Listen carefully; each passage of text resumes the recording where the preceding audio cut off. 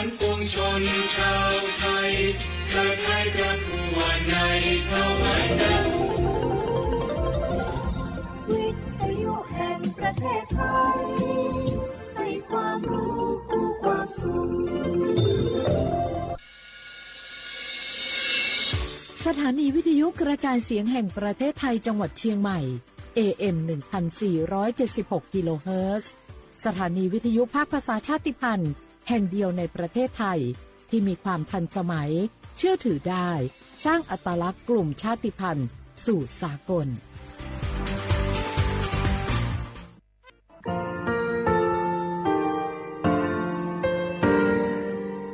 งาคือมีติปิเพกาวิชแลงาคือติกาติชูแลติเลเพกาวิมาเฮยาค่างาคือชอยาออตุคโลกาติเชวิออโคคาติผาคาชูโยอาชูโยวิโยกาคาเดติเลอติแกกาผุติลาวิทปาตองาคือชอยาอาสติกาวิโยงาคือออตุคโลออโคคากาติเชวิเวอีเวมาโกติยาลิเลทอกาอายีเวคาชเวเพวิโยอลักวงาคืออตุคโลอคือคากาติยายามาเตียลาบิโลโกงาคือชอยาทอกาอาสติมากาวิคาชูงาคือมีติปิเพกาวิเจแลงาคือติมูติฉติเพเลอติกาลิเลอาชูโยเวอเวปุตาเวกันติภาคาเสติเกคาเดกากาติเชวิทัปาตองาคือมีติปิฉกิเพลากาวิโยเชแลงาคือเทโจมโคคางาคือมียาถาตอกคปิลาตาเวปุราเวติเชเสนีเสหปามัชหปานีงาติเชออกขอทามัววิทยาลัยวิชาการศึกษาประสานมิตรโกเวออคโลจากเกรทาไทโจมคุโฮคางาคือมียาถาปิยาลาตาเวตอกคติพายโย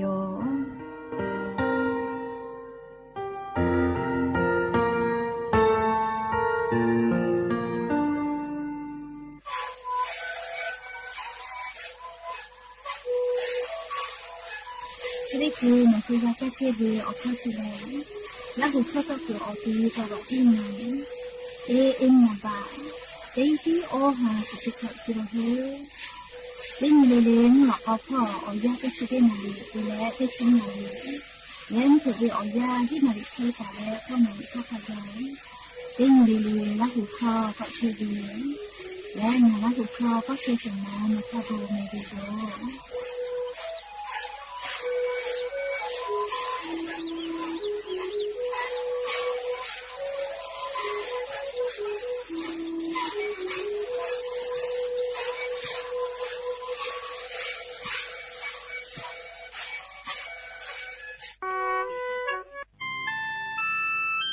งาคือเจ้าวัดจิ้งใหม่ออกข้อต่อกืออติออกคโลโฆษณาติผาคือกาเวลโก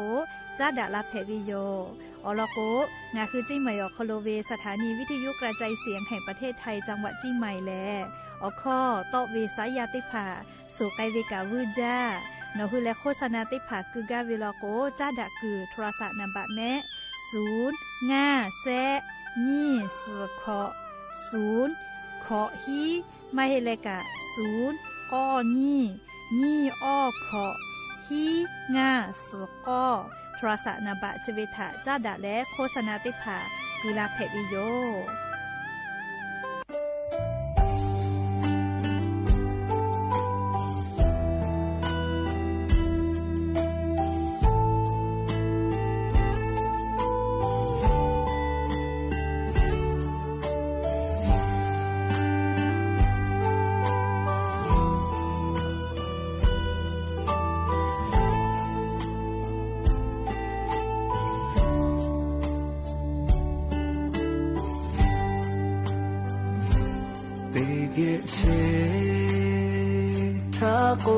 จ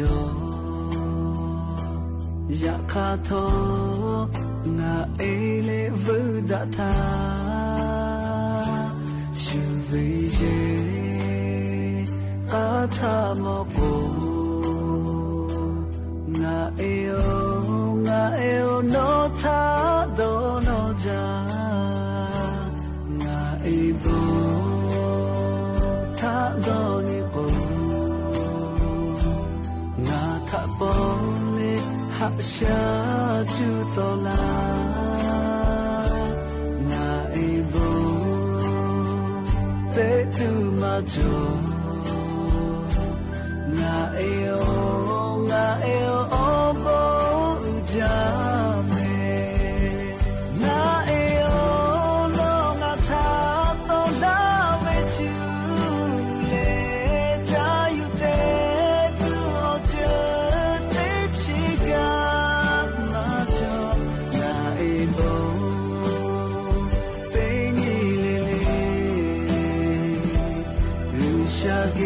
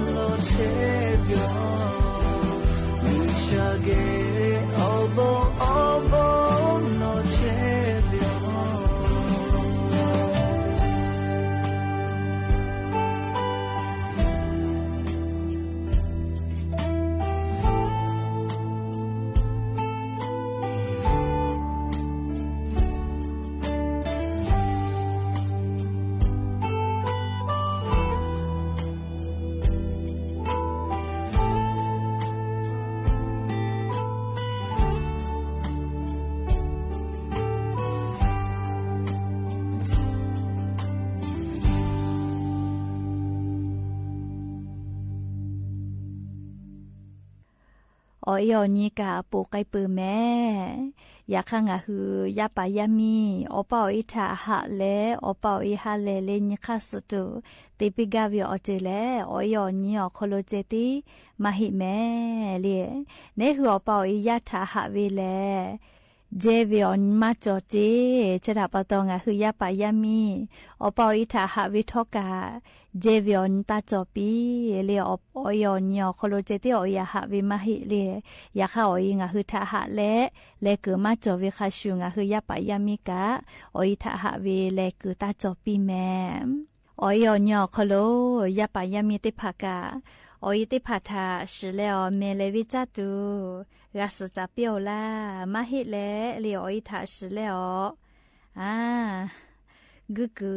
อติติภาโคโลเลจัสกึเปียวลามะหิเลเลียออยติภาทา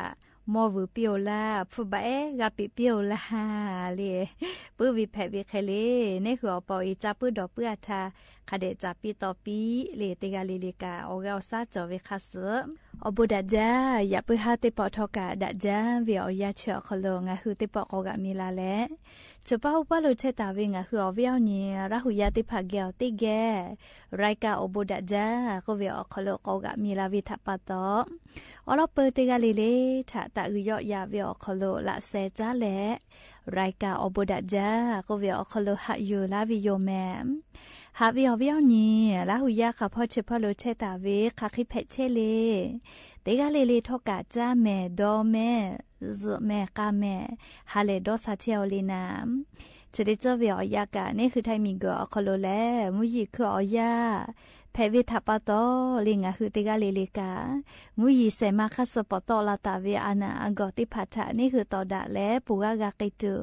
จาเวดอเวเชเวจอเวเตเจเลเลพอกาสติตาแลอาชิยอโตยอยากะทะคะแดญหาซาดักิสิแมมและยันยิเวียอยาแลชะได้สอคโลสเปเซนียันยิแลฮิฮาปาอกุฮาปาคโลยันยิติชเซนีลันเพวิโยและจะขอทอนิหินชงะขอสขอฮับเวียเวียนีละหุยาติเผาเตฮาเลเลเวียยาฮินาริควตาเลอกอนาริทักขกายเตฮาเลเลงะคือละหุคอไรกาอบุดาเจ้าคโลตอกไอเชวิโยวิทยุเรดิโอ AM ติฮิโอฮาสติกกิโลเฮิร์ตเตไลพองะคือละหุคอตอกไอเชอปืตาเลกันยิพอติพอ Facebook Fan Page สวทเชียงใหม่ AM 1476พอกะไลฟ์สดติดต่อไกเชวิโยงะคืออเวียวนี่ละหุยาติพาลูลาเลกะกะกะมวิทยาทาอชอปะทะกะแปะปีแผวิโยติกาติไลติกาติแชร์กดไลค์กดแชร์ติแล้วเอากะปิดักไอแผวิโยและอย่าเพิ่งหาวิอยาวคอโดทอกะยูเวลาตาเวซาตาอลอติผาไลรอยูเวลาตาวิโยอลอปึงะคือติแกยูเวลาแลกะดะเจดักไอตัวเวแลยันยิงะคือเมียวคอโลแพกไอเชวิอเจ้ายามุชามุยิมกะมหอพอจานดะวิซาตาอลอติผาทาอลอยูเวลาแลงะคือติแกกะดะเจดักไอตัวโยแม่จุ้ยจอปากรมอุตุนิยมวิทยาพ่อยกหือมุชามุยอลอชาญีแต่ญีกาวิอคโลอลอซาตาติภาปีลาตาวิโยงาคือไทยมีกอคโลกาลิออยอญีปือขอนอลอโกมุยีลามาจาตุเวทะกอกูแฮและลอหะยุตะเจมุยีลามาจาปือขอนอลอโกเลีมูยีลามาจับปืนขนอลอกกาลิงะคือกอเลกะเชเวเลเฮก็มูยีมากอลาลากุมุชัดเสเลหอจาวิโยเฮก็อยอนีปืนขนอลอกลิยะนีตาวเวนะเลอยอนีปูแม่เลยะค่ะอยาหาวิอยอนีเจติมาเฮเลตินีเลกะอยทะคะเดหะนะเฮก็จีจบปากรมอุตุนิยมวิทยาพ่ออยู่คือฉันแต่นี่แล้วรอซาตาปิลาเวเลติชออนตาเลติชีนี่เราก็สอบปอตาลุยวิโลแม่เลติชออนตาเลติชีนี่วิอยาเจอคโลงาคือเลไทมีกอคโลติปอมุยกอลามาจากิตุโยเจเลกูเฮเลฟาโลจิแม่เลอยอนี่ปุขอนอลอโกแลมุยลูอาจาคือเลติปุกอลุลาตุโยเจยกงาคือละหุยาติภากาซาตาพอหาอยู่แล้วลีกูให้กูฝาตะแม่อ๋อเราก็จะได้เจอเวียยาชอตินยอโคโลเจติกาเลียวเจ้ายันเสียเพปุเวก็มาอาโลเลปุลาเวจะได้สอโคโลเลสึนี่ตาเวลาสเปเตนี่เลอานี่นะยานี่ข้าแกมุชัดเสลฮอจ้าจีไม่วิขอฮอจ้าแม่มุฮอสักกับมาโจเวคลิเพวิแม่เอาเวียนี่ละหุยาเชกือเขาโคโลโคพอใครเพนะเลยอยากให้จีไม่วิลโกแลมูยีมาลาลาโกเลมุชัดเสลฮอแต่ฮอนายโยเรียกกว่ามูยีชอเรียซอปอตาลุลาจุกว่าเวียนี่กะกาลาตุลอแม่เรียอเราก็จะได้คือเวียยามูฮามูยีรู้จาวิโยเลพายุใต้ฝุ่นโควิเจโพดูนโควิจิแมเลมหาสมุทรแปซิฟิกพ่อแพลาและเรียแพโตลาและชนิดคือเรียมูฮอมุยิลุพายุใต้ฝุ่นโพดูนโควิชนิดดีจอมือและเรียลัดชื่อไต้หวันพ่อหือเจเรียไต้หวันมีเวลาชื่อพ่อหือเจใครแต่แล้วยะปื้อเรียติดเสนีฮิฮาปาอคโลลิมูฮอมุยิลุชนิดดีแหละ นัวแฮปัมเมียวคอโลมึกาลาติโยเจเลราชกุมหาสมุทรแปซิฟิกพอแพเชเวลาตาวิมุฮอมุยิโลพายุใต้ฝุ่นโพดุลเลเกาะไต้หวันพ่อเหือและลีนัวให้ปัมมีมุญตอพ่อยาปึฮาวิอยากาลาตุโยเจขจอยจาวิมุฮอมุยิโลติดิโยเลอลอกพายุใต้ฝุ่นแพวิโยเลมุฮอมุยิโลจอเฮวิออกแขแปตาวิเซแขขิแปวิโยเลพายุดีเปรชันลอกมาเฮจานะเลพายุใต้ฝุ่นกาเฮจาวิแม่เลเบื่อเลพายุโซร้องก็ลือเลกะก็เฮจาวินะเซแขขิแต่ตาวิโยเคก็จะได้ปอกาลิพายุไต้ฝุ่นแผ่วิเจเฮก็งาคือไทมีกือแม้คือลาเฮเลียก็อบูดาลีนี่คือไทมีอคโลมฮอมุยิโลพายุไต้ฝุ่นโพดุลก็เวลีมหาสมุทรแปซิฟิกพ่อแพตอลาตาวิชแลงาคือไทมีกอขอเทียมาคือลาเจเลมาคือลาเจแม่เลฮาเลอาเลมาคือลาโกลาวิทาปตอคือลาโกโกกะโกเวเลจะขอเป้าชอมุยิกาลาลาโกลาคอจาเลลามอวิทาปตอให้ผู้ขออีกาลูลูลาอีกาทูวิชริพาเลขี้จาก็จาวิโยเฮก็ยันยิงาคือแท้เมียวนาติตอพ่อกามุชาเลียหมดแล้วมุยิมาจอเวมาเฮโลแม่เลียยันยิเวลยากาจีจอปากรมอุตุนิยมวิทยาพ่อยกคือฉันยิแต่ยิแล้วซาตาปิลาตาวิคัสนิเวลกว่ายันยิกาเลติฮาเวียขอเชเปเซเคจอตาวิโลนี่คือแท้เมียวนาติตอพ่อกามุยิจอมาเฮโลเลียแค่ก็มาเวจังหวัดจีใหม่จีให้พะเยาน่านอุตรดิตถ์ตากพิษณุโลกและจังหวัดเพชรบุรีติดต่อพ่อเจ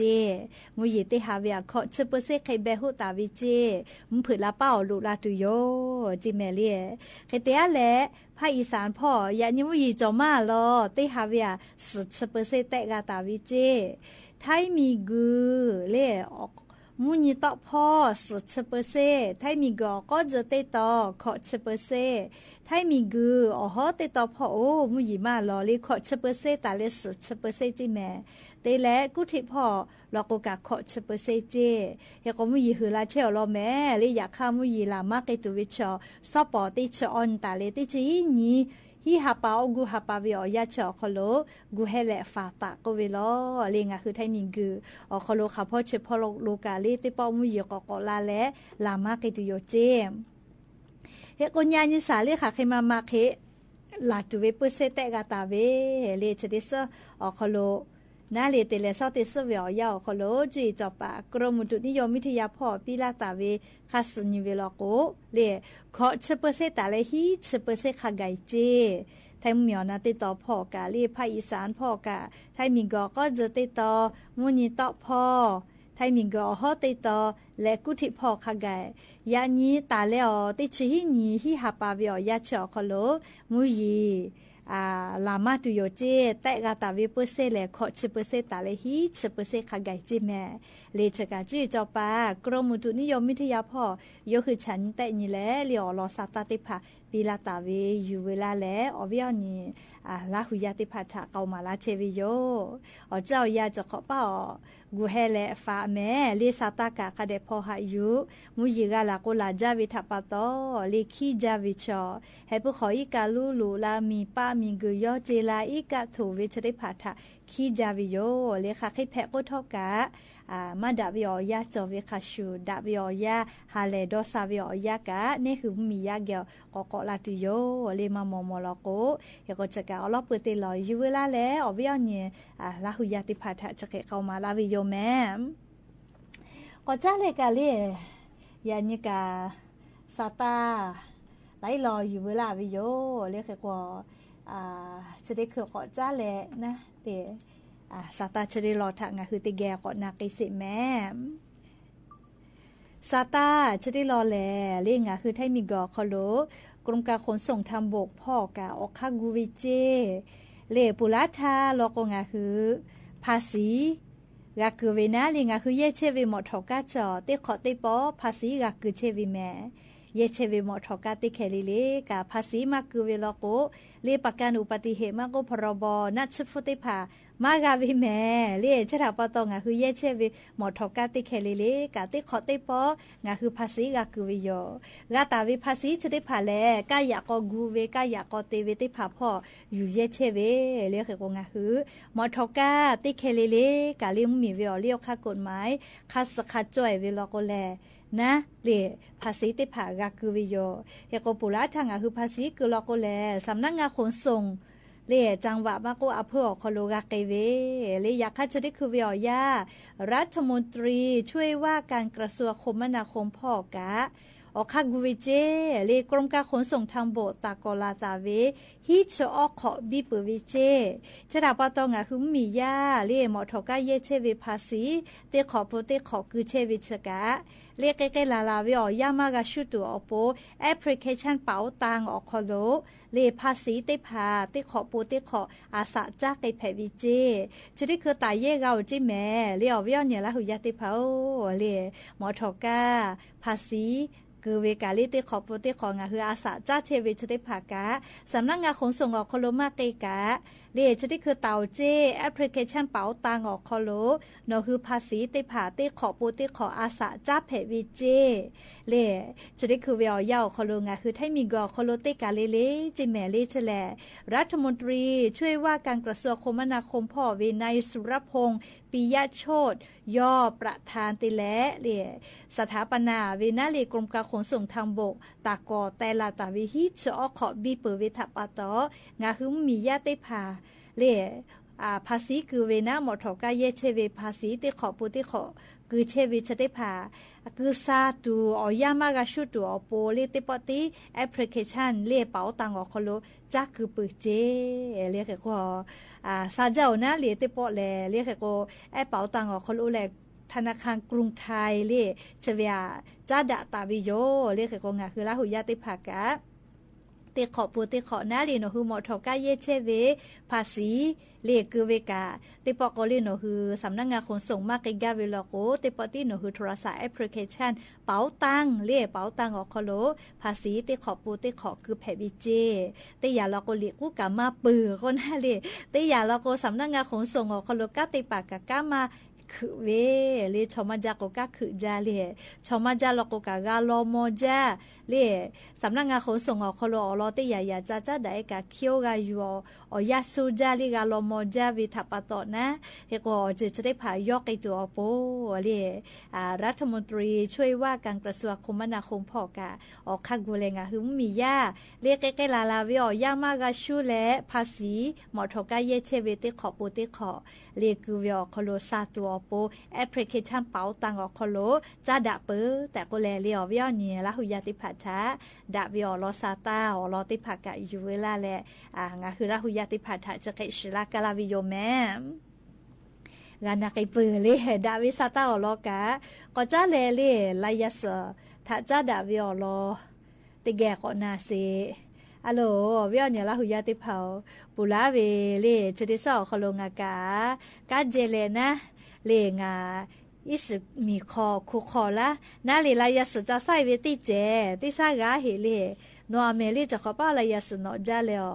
อนิมาลูลอวิชอพูมาจอวิฮาคุมาเลลายาสตะกโนอาอสกะเอือเลอยากเข้าพูมาก็จอวิอะโล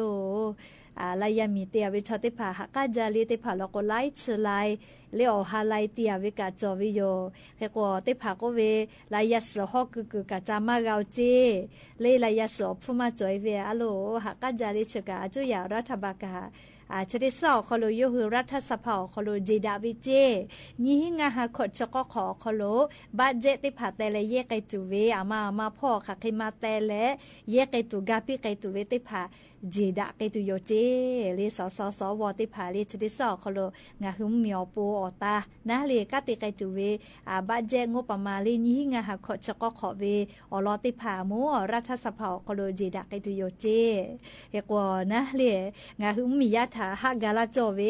เลเตยามอพูจิพูมาจอสาลือแลชดิคือแลลายาสกาติเมเวก็มาลายาสชกาเลซาเตโมก็มาเพกุเวก็มา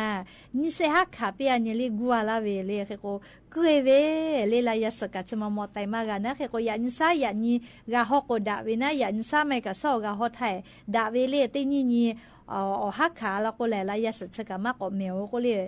กวยเวนะกุยกะกุยเวแม่เลยเอาเวเนี่ยละหุยติเผาเขโกฮักกะจาเลยลายกะก็เวลายสซับฟุกะมากขอเจอะโล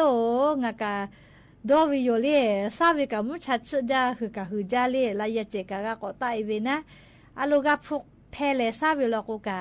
กับฟุเจกะมาขอให้เลแล้วก็ลายสติกิลูเวงะขอไปกะฮอกกือจามากะเจเลอะโลเจกะเลจะขอเป้างาคือลายมีเตียวิชอติผาดอตึกะตืออยู่ให้แม่ปูลาเวติชขอวิอยาชะเกกะมาฟุมาเพจอเจเลลายสอฟุจิลาเวติผาผาก็เวมาซาโอก็เวเลซากะฮอกกือจามากะซาฟุกะมาขอก็เวน่าเลอะโลจะเพลาเปื้อเลียลุงกะจะเศร้าวิทัปโตนากาจาแม่เรียกกว่าจะขอเป้าญาณิวิชอเลียลายสอพุมาดาวิโยเรียฮอกกะจามากาลายโยโรงเอากะบิโอติโกลาวิเจเรียกกะอาจุยารัฐบาลกะอลอฮะอยู่ลุเอเลงะหุมมียาลายมีติจาเชเวอโมติผาทาเลียกาปิไกตุเวอคาจาเลฮะกาปิโจเลียลก็จะได้คืออยู่คือปุ้ยกะเวมีคือกะเวเลียหาซาลาเวอปื้อกาลิมากะขอวิโอคู่กะลายสกะก็ซาเลโฮมากะละโกเลสวยวิติโจเวเลเขก็หากะตุจอจานะเลเขก็ตาลานะอ๋อจะแต่ห้อยเลอเวียเนี่ยเรายาติเผาไงกะติฉบะจะห้อยวิเจเลอาจจะเจฮอกะก็หมอเลเขก็ฮัลโหลมาพูจิฟู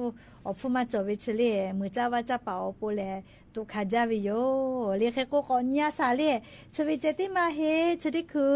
อะโหลติมีจัตติอาเวนิโปติโปกะพูมาจอเจกุมาเตตันเวียกะงาฮิโคฮิกะมากะเจโอจะสฮอกะมากะจิเมลิโอพูจิลาจาเจเฮโกจะสเลมากูดาเวลกุกะเตตันเวียกะงาฮิกะมากะเจเลจะสพูเชกะเลกูดาเวกว่าเจกะมากูดาลอกเวเลี้ยวพูเจก็ย่อยาลาเวนะอยู่แตะตุวิจอเวเลความชื้นก็เวเฮโกติมีเตปาเตผาก็เวเชกาเลจะขอเป่ามือจ้าว่าจ้าวิอคโลงะหึมมียามอฟูจิฟูมาจอวิอคโลกะขาเชเวซาตาอลอติผาอยู่เวลาแลเลียววิอเนี่ยละหุยาติผาทะเกามาลาวิโยและอย่าเปื้อฮัตติปอชดากะดะตุวิอลอซาตาเลจะให้ไม่จะได้โยแม่ลูลาเลออกะพอนาเลออกะปิลาเชเวเตกะลิลิกะอบูจาแม่เตกะลิลิซแม่กะแม่เชซาจอซาฮาเลดอซาปีอบูจา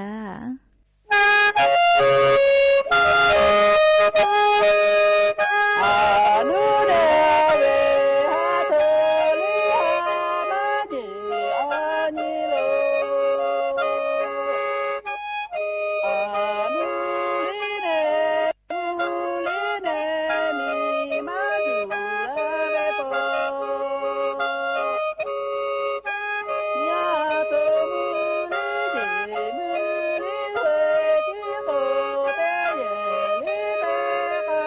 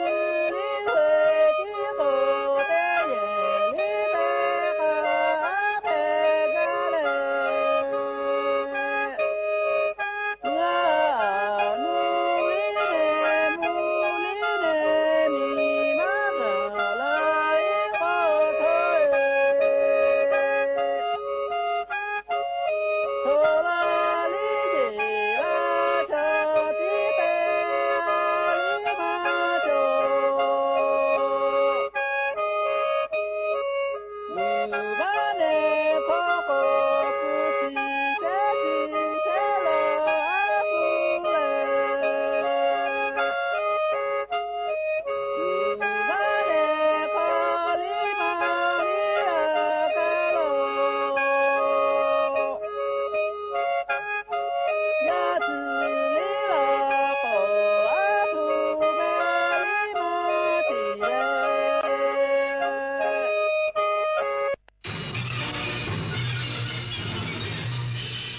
ถานีวิทยุกระจายเสียงแห่งประเทศไทยและเครือข่ายทั่วประเทศเสนอข่าวต้นชั่วโมงรู้เร็วรู้จริงเกาะติดทุกสถานการณ์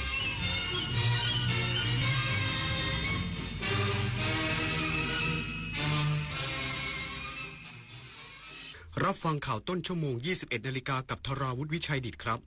รัฐบาลเตือนประชาชนอย่าหลงเชื่อข่าวปลอมหลอกให้ประชาชนอพยพออกจากพื้นที่ชายแดนไทยกัมพูชาอีกสักครู่กลับมาติดตามรายละเอียดครับ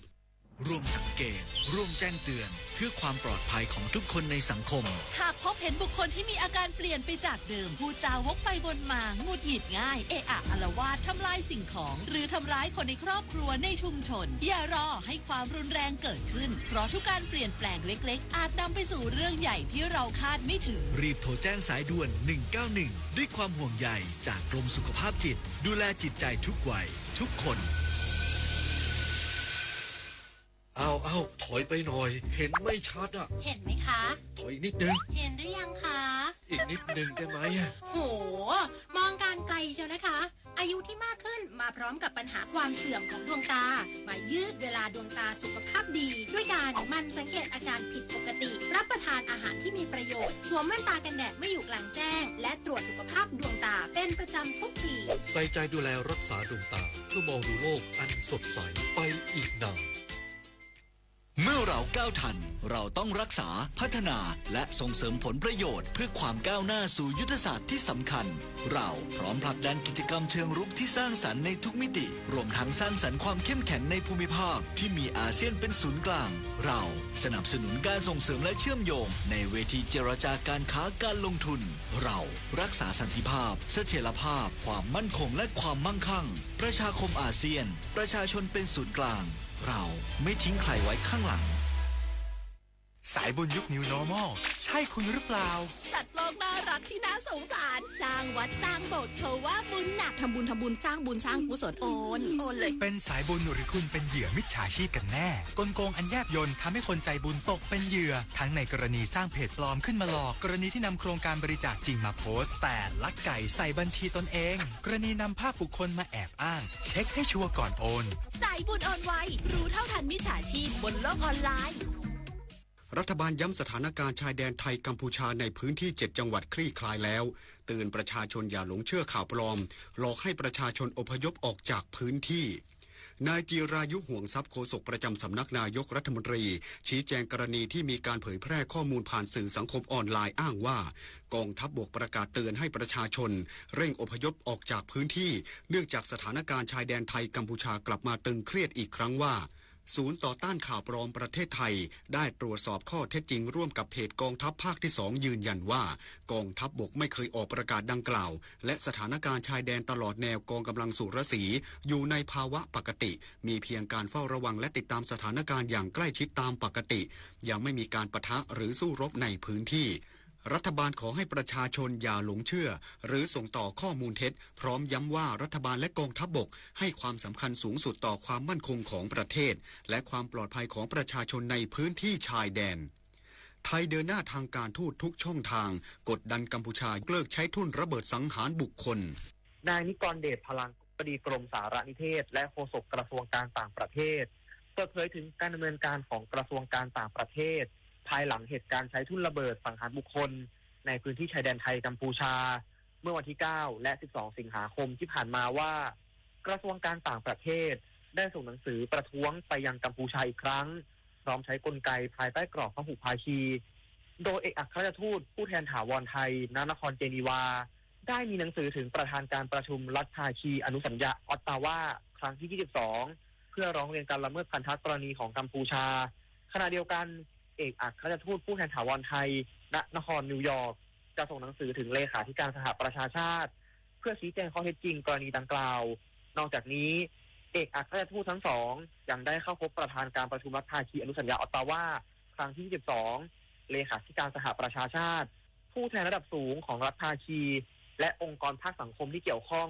เพื่อขอให้มีการดำเนินการตามขั้นตอนของอนุสัญญาต่อการละเมิดพันธะกรณีของกัมพูชานอกจากนี้กระทรวงการต่างประเทศยังมีแผนร่วมกับกระทรวงกลาโหมเชิญคณะทูตประเทศผู้บริจาคและองค์กรระหว่างประเทศด้านการเก็บกู้ทุนระเบิดมารับฟังข้อมูลเกี่ยวกับการละเมิดอนุสัญญาและท่าทีของกัมพูชาที่ปฏิเสธความร่วมมือกับฝ่ายไทยในวันศุกร์ที่15สิงหาคมนี้พร้อมเรียกร้องให้พิจารณาทบทวนการให้ความช่วยเหลือต่อกัมพูชาและในวันที่16สิงหาคมจะนำผู้แทนประเทศและองค์กรดังกล่าวลงพื้นที่ตรวจสอบความเสียหายจริงและรายละเอียดที่เกี่ยวข้องกับเหตุการณ์ทุ่นระเบิดปุริพัฒน์สอนการรายงานแม่ทัพภาคที่2ตรวจเยี่ยมให้กำลังใจกำลังพลที่ได้รับบาดเจ็บจากสถานการณ์ตามแนวชายแดนไทยกัมพูชาล่าสุดอาการดีขึ้นตามลำดับพร้อมปรับแผนการลาดตระเวนเพื่อลดความเสี่ยงเนื่องจากทางกัมพูชาไม่เคารพสัญญาออตตาวาพลโทบุญศิลป์พาดกลางแม่ทัพภาคที่2พร้อมด้วยพลตรีอัครพลมูลประดับผู้บัญชาการมณฑลฐานบกที่22ลงพื้นที่เยี่ยมให้กำลังใจและสอบถามอาการบาดเจ็บของกำลังพล3นายที่บาดเจ็บจากการเหยียบทุ่นระเบิดระหว่างลาดตระเวนเส้นทางเพื่อวางลวดหนามป้องกันพื้นที่ช่วงรอยต่อบ้านดูนเอากับบ้านกฤษณาอำเภอกันทะลักจังหวัดศรีสะเกษภายหลังการตรวจเยี่ยมแม่ทัพภาคที่2ยังได้กล่าวถึงการช่วยเหลือกำลังพลที่สูญเสียขาพระบาทสมเด็จพระเจ้าอยู่หัวทรงเป็นองค์อุปถัมภ์ในการจัดทำอุปกรณ์ขาเทียมเพื่อให้กำลังพลกลับมาใช้ชีวิตประจำวันได้อย่างคนปกติทั่วไปมาตรการในการลาดตระเวนตามแนวชายแดนจะมีการปรับแผนเนื่องจากทางกัมพูชาไม่เคารพสัญญาออตตาวาว่าด้วยการใช้ทุ่นระเบิดซึ่งกัมพูชาได้มีการวางกับระเบิดตามแนวชายแดนไว้อย่างหนาแน่นเน้นย้ำให้กำลังพลที่ปฏิบัติหน้าที่ตามแนวชายแดนให้ใช้เครื่องจักรเป็นหลักในการปฏิบัติหน้าที่แทนคนพร้อมทั้งใช้กล้องระยะไกลแทนเพื่อลดความเสี่ยงในการลาดตระเวนกรกฎภูมิสวทบลราชธานีรายงานจบข่าวธราวุฒิวิชัยดิษฐ์อ่านรับฟังข่าวครั้งต่อไปเวลา 22 นาฬิกาครับติดตามข่าวที่นำเสนอไปแล้วได้ที่ www.thainews.prd.go.th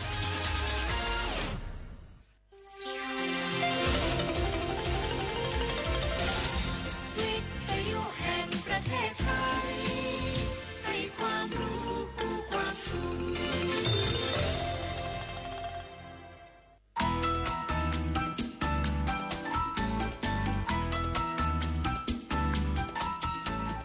ครบครันด้วยสาระข่าวสารและความบันเทิงติดตามได้ในรายการสาระสารพันสถานีวิทยุกระจายเสียงแห่งประเทศไทยกรมประชาสัมพันธ์วิทยุแห่งประเทศไทยให้ความรู้กู้ความสุข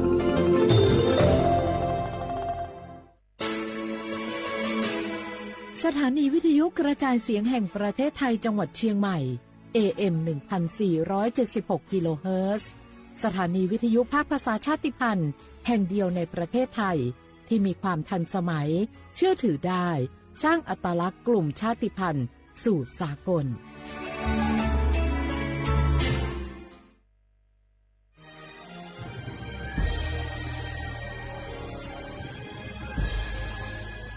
เกิดเป็นคนไทย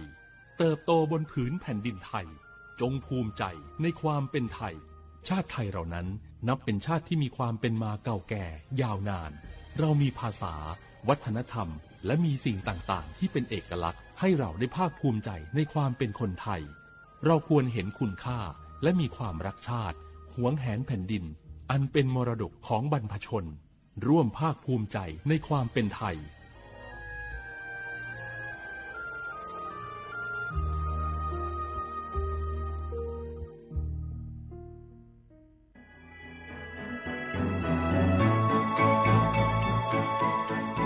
การปกครองระบอบประชาธิปไตยจะมีความมั่นคงก้าวหน้าเพียงใด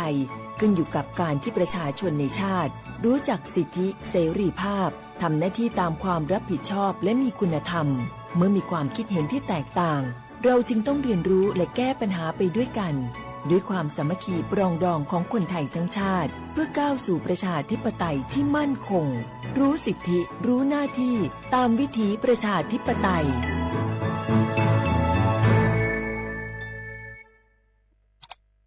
อ้าวแชร์เข้าไปมาอ่านเลยกะแก้วกับผมก็ดูอยู่นี่นะเจ้นี่มันก็เป็นโลโก้ของหน่วยงานราชการนะนี่เข้าไปตรวจสอบเป็นยังว่ามาจากหน่วยงานราชแต่ก็ระวังก็เป็นเหยื่อเข้าปลอมเอาฉะนั้นเลยก็นี่ใจถ้าบัตรตรวจสอบไม่ชัดเจนนะแต่ที่จะได้ประโยชน์กลับส่งผลกระทบสมัยนี่มันหลอกกันง่ายนะหลอกเรื่องการทับซิทนั่นนี่โน่นเพื่อให้เขาไปกรอกข้อมูลส่วนบุคคลแล้วก็เอาข้อมูลเหล่านั้นเนี่ยไปทำธุรกรรมต่างๆหรือแม้แต่หลอกให้คลิกลิงก์สารพัดที่มันจะทำนี่นะถ้าอันโหจะเนี่ยจะได้ดีนี่เจนี่อย่างแรกเนี่ยต้องตรวจสอบข้อมูลให้ชัดเจนจากหน่วยงานรัฐเหี่ยก่อนข้อ2ต้องมันติดตามข่าวสารหูเต่าตันและข้อ3ต้องมีสติไม่ได้เจืออย่างง่ายๆนะเพราะว่าพวกมิจฉาชีพมันจะใจความเจือความศรัทธาความโลภและก็ความกลัวมาหลอกคนทำให้หลายคนตกเป็นเหยื่อเฮาก็ต้องแบบเป็นส่วนหนึ่งในการตกเป็นเหยื่อหรือแชร์ข้อความอันเป็นเท็จบางอันเนี่ยเฮาก็จะมีความผิดใดอยู่ดิมว่าดีหาเรื่องติดคุกแล้วแก้วนี่นะขอโทษครับเจรู้เท่าทันป้องกันการตกเป็นเหยื่อจากแก๊งหลอกลวงปรารถนาดีจากสำนักงานประชาสัมพันธ์ที่3กรมประชาสัมพันธ์ค่ะฮัลโหลสวัสดีครับพี่น้องอายุอันนี้เดือขยาวโฆษณากะกอสถานีวิทยุกระจายเสียงแห่งประเทศไทยจังหวัดเชียงใหม่พอปานเนบีเคฮอมอนาแอออนเหลียเมเจสถานีวิทยุกระจายเสียงแห่งประเทศไทยเฮนาอย่าซินก้อนบีเอดูอย่าล้อแต่ช่วงหางละหาเช่กับปอจาการเนอดูพ่ออีสอนอีกามาแล้วเนกามองขากากายกุญญาอายุเนียวโฆษณาบีเกหมอญาแลนึมาอ้อนานากาไงเหลียวเนไงชนยังอายุเนียวนากาสมบูรณ์นาคนนี้จำยองาซุงมีสีโกจำยอโกเย่และงาเดใจที่โบนาคนนี้จำยอเวนี่มีโกเย่งาสีเวและงายีเนียวมาเซเกญานี่รู้กันไหมสิทธิบัตรทองหรือบัตร30 บาทเป็นสิทธิหลักประกันสุขภาพตามกฎหมายที่ช่วยคุ้มครองคนไทยทุกคนให้เข้าถึงบริการสุขภาพที่จำเป็นโดยไม่ต้องเสียค่าใช้จ่ายเลยนะครอบคลุมทั้งการรักษาพยาบาลการป้องกันโรคการฟื้นฟูสมรรถภาพทางการแพทย์เรียกว่าช่วยให้คนไทยอุ่นใจกันเลยทีเดียวสอบถามเพิ่มเติมสายด่วนสปสช1330ขอชอเมนู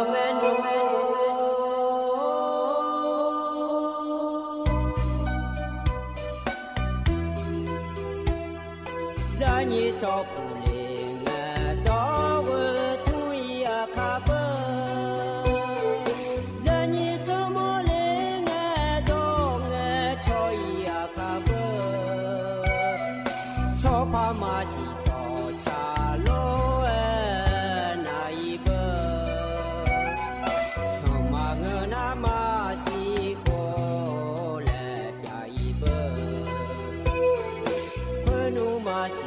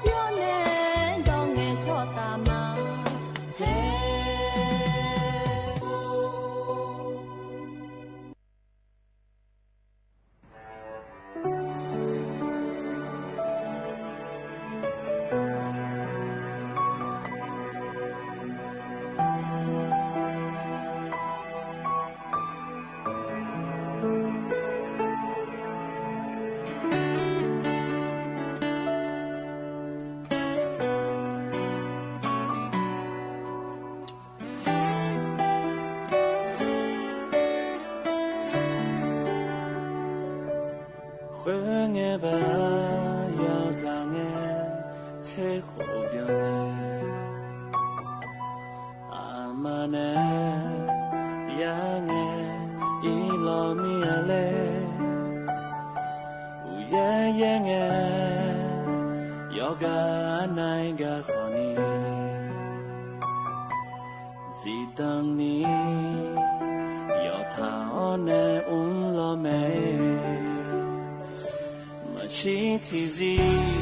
cha sẽ là mẹ ngã ở nhà cho mai thua nè lo mẹ lệ na sẽ lệ chỉ đòi mà ai đâu phải đi chỉ là ta chẳng thể ở nè người lo mẹ cha mẹ sẽ gả nè ra ở gả đủ nè thà mẹ cha sẽ gả nè mà cha nhà lẽ lo mẹ Zamia bu amala kuwa no chỉ là cho nung ya be joy ga tham si lo gulang ma amala za kuwa gulang la kwe no za la nga za de le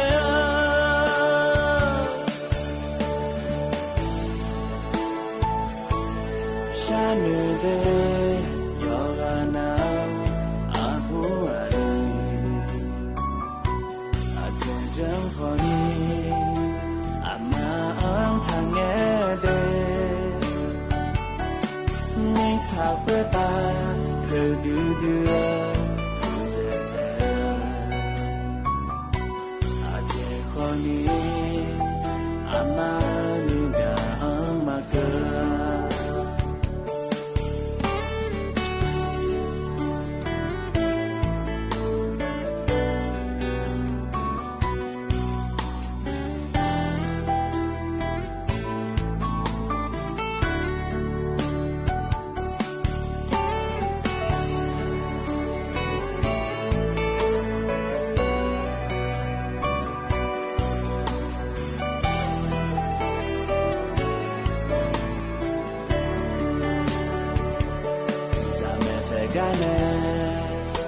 ra ở ga đủ là thả mẹ cha sẽ ga nè mà cha nhà lẽ lo mẹ Zamia bu amala kuwa nó chỉ là cho nung Alio Joy ga tham si lo gulang ma amala za kuwa gulang la kwe no za la nga za la zamia bu amala kuwa no chỉ là cho nung na ba joy ga tham si lo gulang ma amala za kuwa gulang la kwe no za la nga za de le gulang ma no za la nga za de le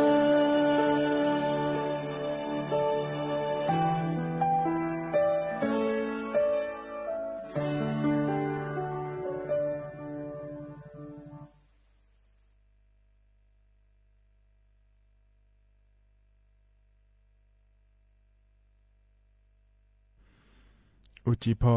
อุดุธรรมะเดอายินิมิขังยาโยหานาลุเนเดเยเนียวนิมจิกะลอยมีนาลุทองเจอลวอายินิมิขังยาโยหานาลุเนพยาทองเจมียเดเยเนียวเดอุจิอปากะดูลอฮกาเหมียวมั่วดูเน อายินิโยอานาลุเนยทอนเจือเฮนานาลีอายามนาลีเวหลานเนนาลีเชหลังกะนี่เดยเนียวเดนาลีเวหลานเนเวลางาเพอเกกูเพิ่งกะนี่นะขอนี่ตะการัฐบาลปะแนก็จะกะแอกากาลอชอข่าวต้นชั่วโมงละงาเทยเนี่ยก็ก่อยเฮยาเธอเยเนี่ยจะกะแอกากานะหาแม่เยเนี่ยนะเฮก็เนี่ยนะขอเนี่ยอาเดืออาคาดอเยนี่เนี่ยพัฒนเยมาเดเยเนี่ยเดนาลีเชหลังก็นี่รอเยเนียวงานยุ่มจีนะรอเยเนียวจนเจอสมนังมีฉลาแม่เดเยเนี่ยเดวันพุธเงินงานแน่เยนี่เธอมีแน่รอเยเนียวยุ่มจีนะงานแน่อายุเชื่อมือแน่ที่คอโลเอจอดามาเยเนียวเจลังเงรออาจิยอมยานอกนาญานาเมเดเยเนียวเดเธออันโวเชติเชหนีอังกนี่ลอเลเยนี่มีนอนะลออันเชหนีกันนะขอเนี่ยอามาอันขอเนี่ยเงอขอเนี่ยลอเยเนียวเธออเดียไทยมีของสัมภาระอามาลอเลเยนี่อายุเดลียกันอยู่เกออันขอเนี่ยเงอเธอมีแนรัฐบาลป่าก็ดูนะขอนี่วันนานเนี่ยเยเนียวน่าเพื่อนไปหูขอนี่ทินนอนแล้วพนาลองเนี่ยอเดถึงมีแนเนาะเกอเนี่ยยานาเกอแม่เดเยเนียวเดน่าอินากะมัวอันเนาะชาลาเนี่ยยมยากานกานิโยฮากะโยฮายะรอเยโยสบโจยากะดูนะขอนี่สัมโบยาจอเลรอเลยนี่อินุมนารอเยโยนาอายามละคือชาลาเนี่ยรอหอจาเดจุดิกาเนี่ยนะหาจอดูเยเนียนาอายามละคือเฮมีสมโนเอเนาะนะรัฐบาลก็ขอเนี่ยก็มายจากการอากาศด้านเนี่ยเดเยเนียเดวันละอันนั้นชาลาหลัวล้ออายาจังฐานในปิดามีเนี่ยยุ่มจีน่าเยเนียวเฮก้ามีหอมวนดูเนี่ยเยนี่นะทนจุมาเยเนี่ยรัฐบาลป่าก็กอมารอเยเนี่ยเธอเนี่ยเยนี่นะก็ต้องเชื่อก็กอมาอาคาโนอายามพักกันยาหลัวจากการอากาศดาเนี่ยในบิสิบิกามาเดเธอมีเนี่ยเยนี่ยกันนะหลัวล้อเยเนี่ยเดี๋ยวละเงยจอนาหลัวชันเทเนี่ยนะหาลาหลัวนะหาเนี่ยไม่เดเยเนี่ยเดเธอเนี่ยมาข้อปาในข้อนี้นะหันยาล้อเยเนียวเฟซบุ๊กพอปาในข้อนี้นะหันยาแม่เดเยเนียวที่ข้อรู้จอดามาเยเนียล้อเฮกันเนี่ยนะเยเนียวอันนั้นจะแม่จักรเอกาดันเนี่ยมาเดเยเนียวเดยุ่มจีเฮกาเยนี่นะทอนเจอล้อเยเนียวเดืออาคาอันนั้นนะขลาที่นอนชะลางาเดเยเนียวบาลาสีนะเยสีเยเนี่ยล้อไทยอันนั้นนะอินาวันพุธและแม่เดเยเนี่ยเดอันนั้นนะอันนั้นเชซุมบาลาฮสีนาเยเนี่ยล้อสิงหาคมและขั้วสิเดอาโคนะหยิพังายาโกเชเยงาเดเยเนี่ยเดเฮนะโคโตลาโตลาเยนี่นะทอนเจอยุมจีอายามหลักเดเยเนียวงานนี้ก็แหลมถ่ายเฮไม่อยากจะการได้ไหนมีน้าหรออามาชักเกิดต่อชาติยุ่มแล้วพระนหัสอามาแถมมินเอาหัวสิลาอามาอันนั้นหรอเธอมีเนี่ยอามาชักเกิดต่อชาติและทิบยุ่มพระบินหัสอามาเดเยเนียวเดอินยุ่มหัวก็เพราะในบินหัสดาเฮยุ่มนานิยหาและขั้วในชาต่อชางาเดที่เขาโลเอนาหาเบียดามา好呀，咱俩这都了吗？俺们晒咱上下来，你进去搞进，俺跑进度了。不追的嘛都干些。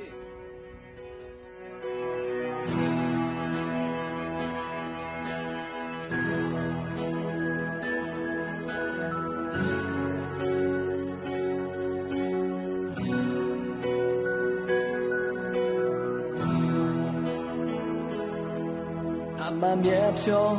gió mai nơi mô la nhà mà bỏ ho lý cho mô la nhà ino nê ta nơ mà pa bi bê shama mà cho ga o lao nê cho la ma ali nê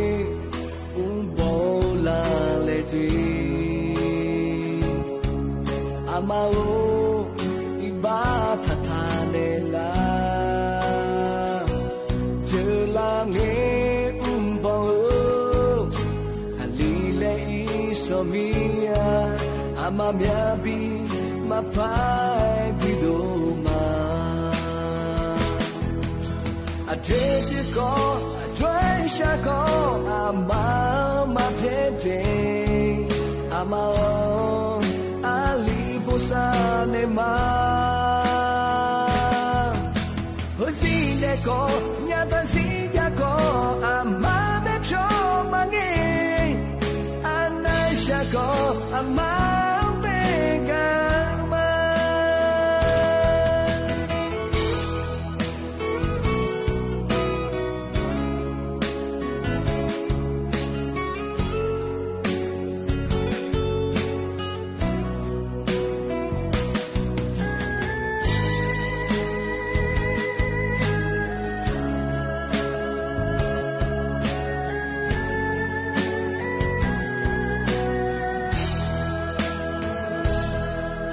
Maloe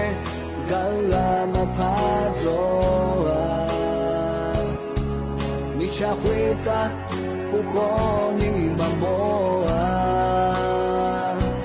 Amaloe mue Chiwai mapazoa Amauno zomani chalinga Nyabidunge Masisone la amanima zomani munga nushani yonzonge amado menela amamedo madi nolonya adrediko adreshago matete ama ali bosane ma hoside ko nyata siya ko ama metro mangi anasha ko ama tegama adrede ko adresha ko ama matete ama ali bosane ma hosine ko nyata siya ko ama metro mangi anasha ko ama tegama ngam mama de jina ro mane mene chu ne mi ne nga chu chu chu wo chu chu thao thao ina jina ro ju do mama de mama be gu mama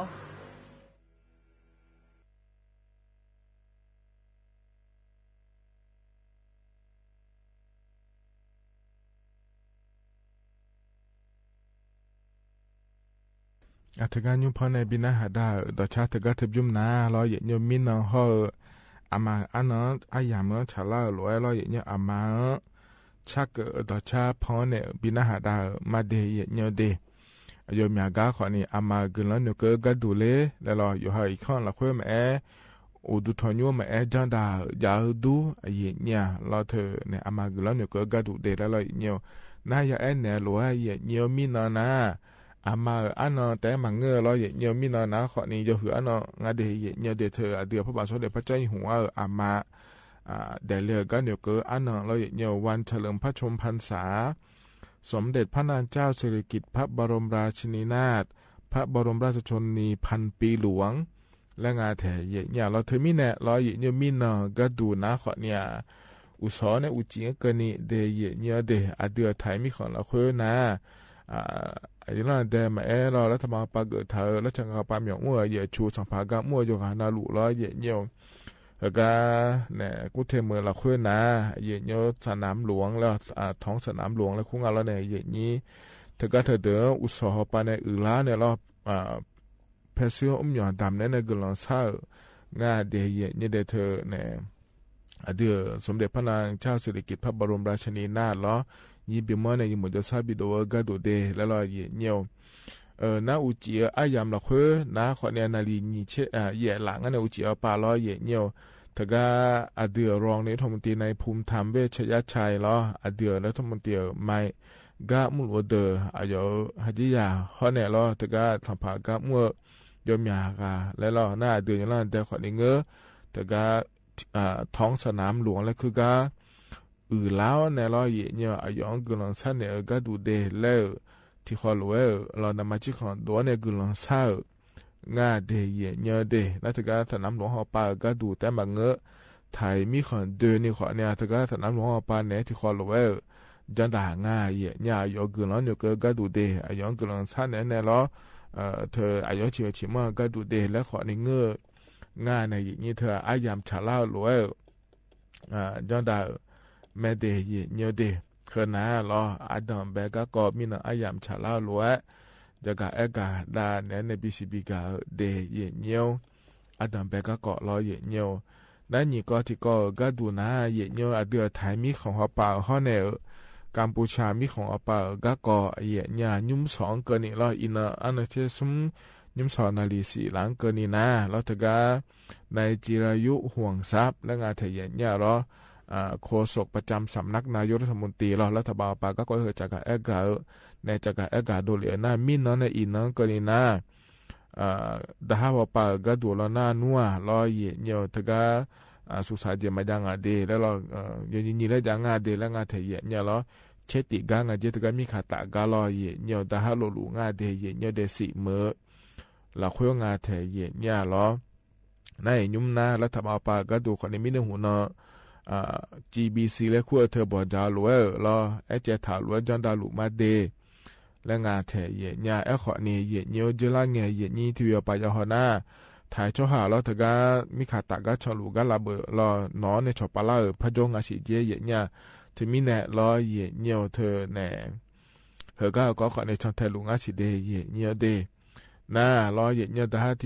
ที่พอปาก็ดูแล้วระเบิดหุ่มหมายางาโลแล้วละจอก็ดูเดแล้วเฮขอเนี่ยก็มุลุงอาศิเดเยเนียวเดแต่ก็ผู้ยาแน่เจ้าหน้าที่ปกครองและคุ้มเราปอโลกำลังผู้มาแน่รู้แล้วถือขอรู้ว่ากูมันเน่รอเยเนียวกาดาลุงอาศิเดเยเนียเดแล้ว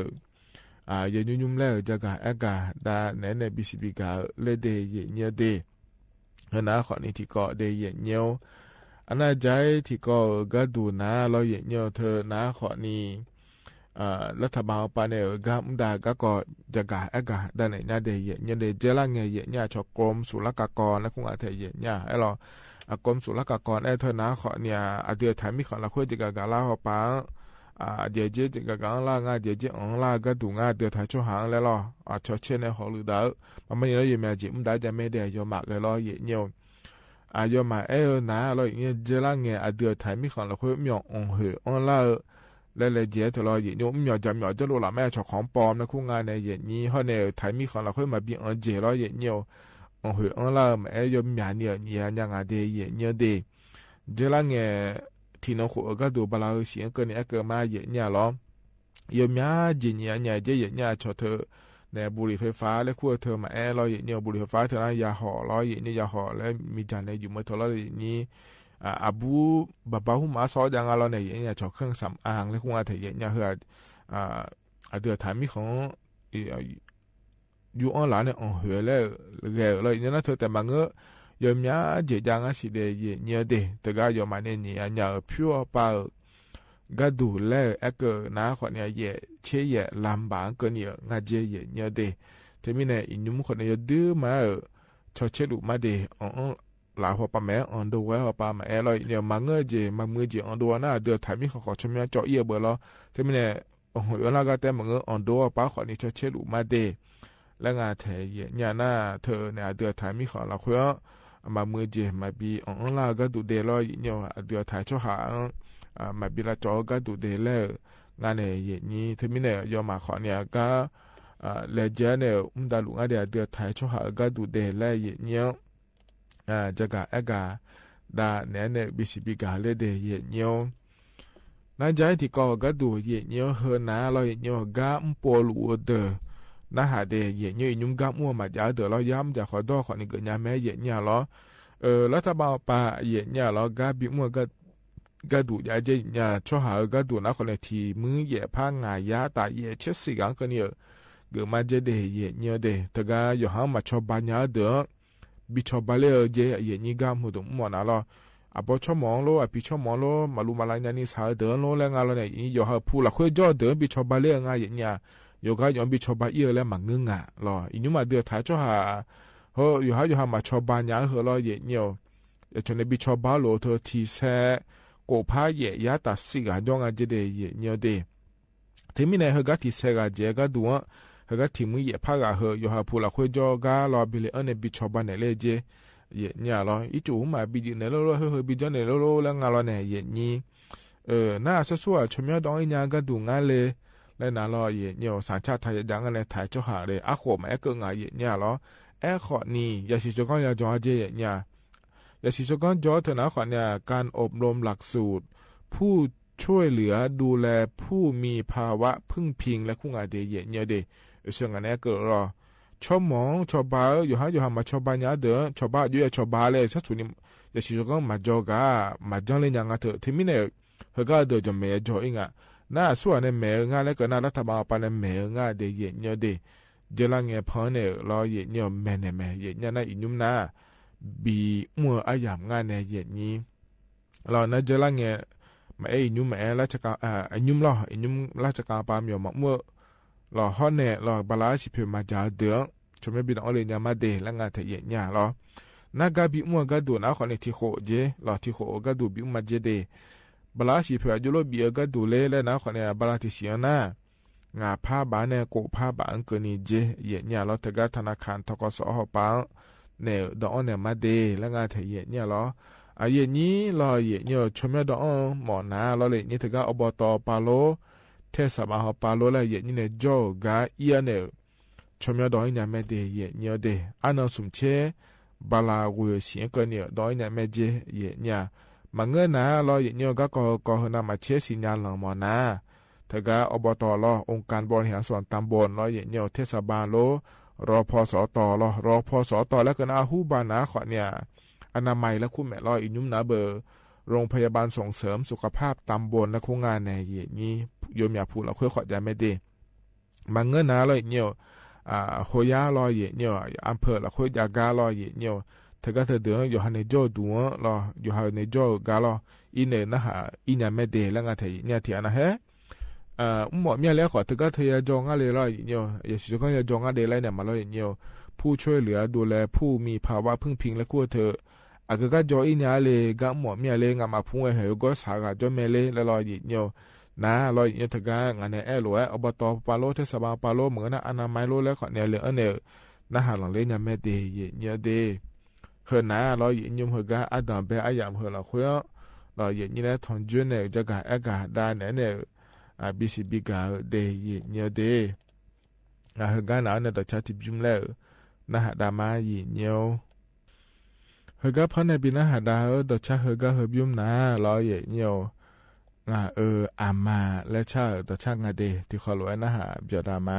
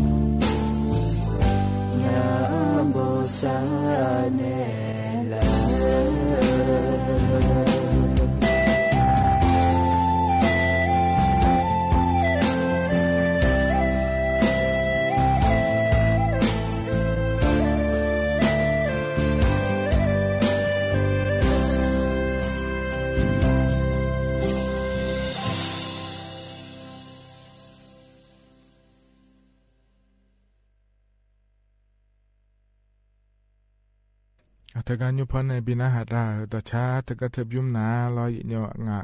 อามาและเยเนี่ยอันนี้โอฮะเนี่ยโบและคั่วกันเนี่ยเราชาต่อชางาเดโยฮานาหลวงพอเนี่ยบินาหาดาก็ยานาหับยอดูเดเยเนี่ยเดก็จะนอปาลาเนี่ยนาหาลาเยเนี่ยโยกานารู้อุดุธรรมะเดเยเนี่ยมาข้อปานเนี่ยนาหามาเฟซบุ๊กปานเนี่ยนาหามารอเยเนี่ยยุมจีน่าล้อเลยยิ่งงานแหนอายุเชื่อเหมือนแหนที่ขอหลวยจดามาเดยเนียวเดยี่เฟซบุ๊กปานเนี่ยนาหาลูนะกดไลค์กดแชร์เธอจนไหนจะไม่เดยเนียวยุมจีก็ที่ขอหลวยแล้วจดามาเดยเนียวเดคือกันเนี่ยนะล้อเนียวก็ก็แหลมเธอพระจักรด้านไหนมาเนียวอินยมกาจักรด้านไหนบิสิบิกาเฮนะล้อเนียวเธออุยอุชาชอเชื่อพอปานเนี่ยล้อเนียวเธอก็ถ้าพอในจักรก็ดูนะ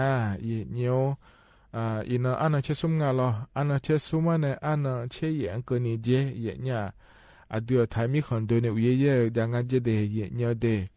น่าชอนามาเชื่อจีเยี่ยมอย่างเฮนะขอเนี่ยเธอเนี่ยเดือดไทยมีคนในละตาปาข้อในอีสานและงานในเย็นนี้เธอก็จะพอเยี่ยมอย่างเลี้ยวยังงาเดและตัวจักรงาเธอเย็นเนี่ยเธอมีเนี่ยเธอก็เธออย่าเมื่อหลักเพื่อรอเย็นเนียวอย่าจังงาเดและตัวจักร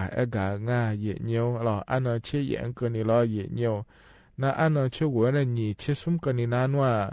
จึงมือดาราไม่เดทนามาเยงงาเดแล้วงาเถนะบลาสิจีเลงยามละคุยเย็นเนียวอันนั้นนี่เชื่อเนี่ยนี่เชื่อสิ่งกันนี่คุยยามที่โปแล้วพยายามอย่าเลงงาเดแล้วงาเถเย็นเนี่ยเฮนะขอเนี่ยมันเงี้ยน่ารออย่าปอนเอาหลุดทนจุลังเงี้ยเย็นเนี่ยจะกะด้านในบิสิบิกามาเดเย็นนี่โยฮันนะรู้ยาสิญญานะขอนี่เธ ฉันแท้ในย้อนยาผาเดและมาในเย็นนี้ที่มีในกอจะกะอากาศด้านในบิสิบิกามาเดเย็นเนียวอันน่าใจที่ก็ดูเย็นเนียวเหือหมอฮอปาเนจะกะอากาศง่ายเย็นเนี่ยหรอโรงพยาบาลจุฬาภรณ์และขั้วปาเนงาเทเย็นเนี่ยหรอเย็นนี้เจ้าคาลาเดยก็งานในเย็นนี้ขอจิขอลาเดอหรออาสัวมาคาเย็นเนี่ยเจลังเงอขอนิพังอายาสุมเชงงานในไม่หัวปะเดลียวเดอและยก็งานเทเย็นเนี่ยนิพังอายาสุมเชงงาลอเย็นเนียวเชงงาเชงงาโกเชงงาสุมเช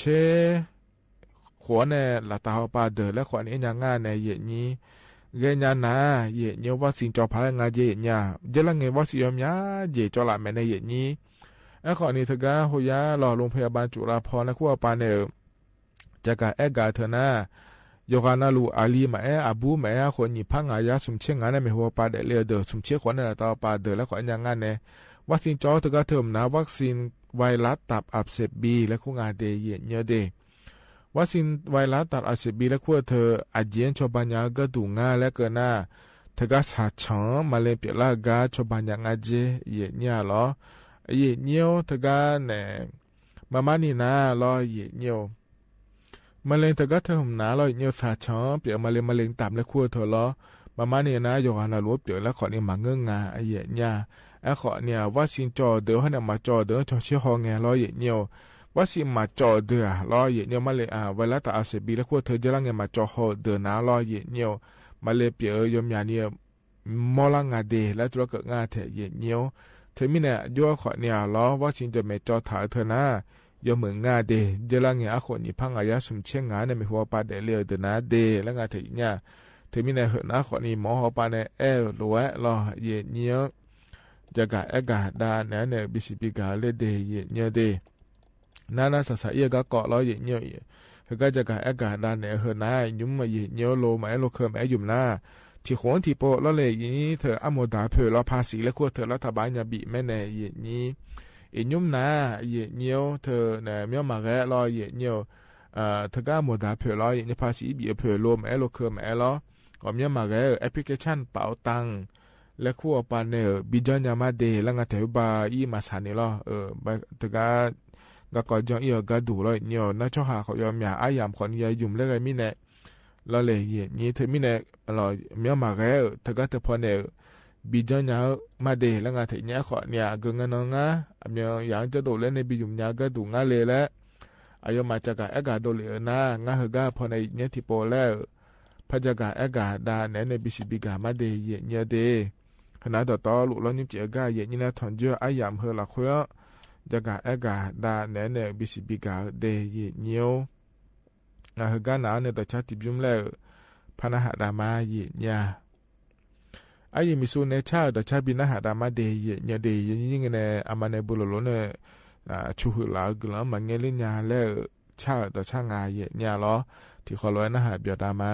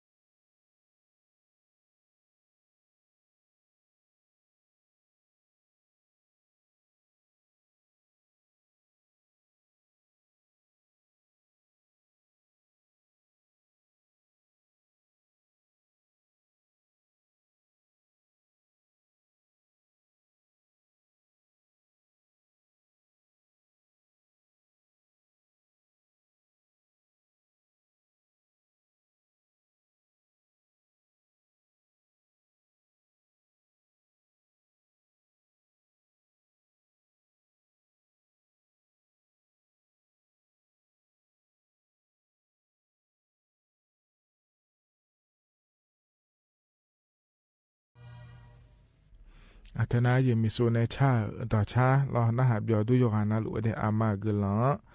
ชักเกต่อชาเมเดเยเนียวเดหกันเนนะอายามขจลาลอยเนียวยุมจิกะอันนี้เฉกาเลบินะหาดามาเดเยเนียวเด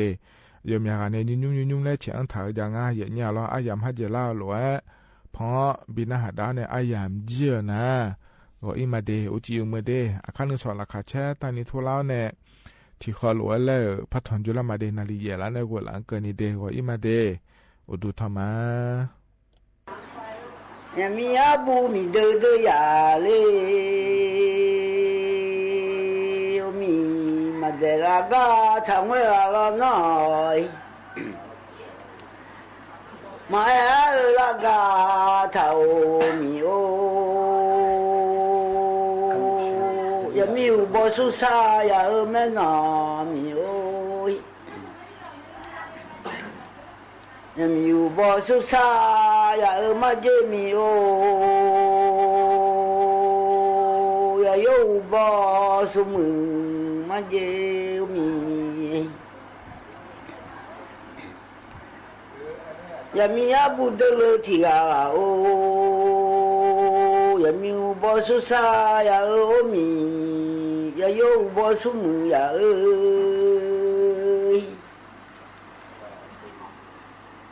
ยามีอุบสุสามาขยมเชื่อแม่เมียมาหลอกขยมเชื่อมิเดอเดยาโยอุบสุมือยาดาดาหลอกขยมจิสาเชื่อยาโยอาเจมีโอยมีอุบสุสายามีอาโอพุงอะไรนะดูยามีอุบสุสางเงยมีสมายาอีอาแม่มียามีสุยจาสมายาอีแม่เดมีโอ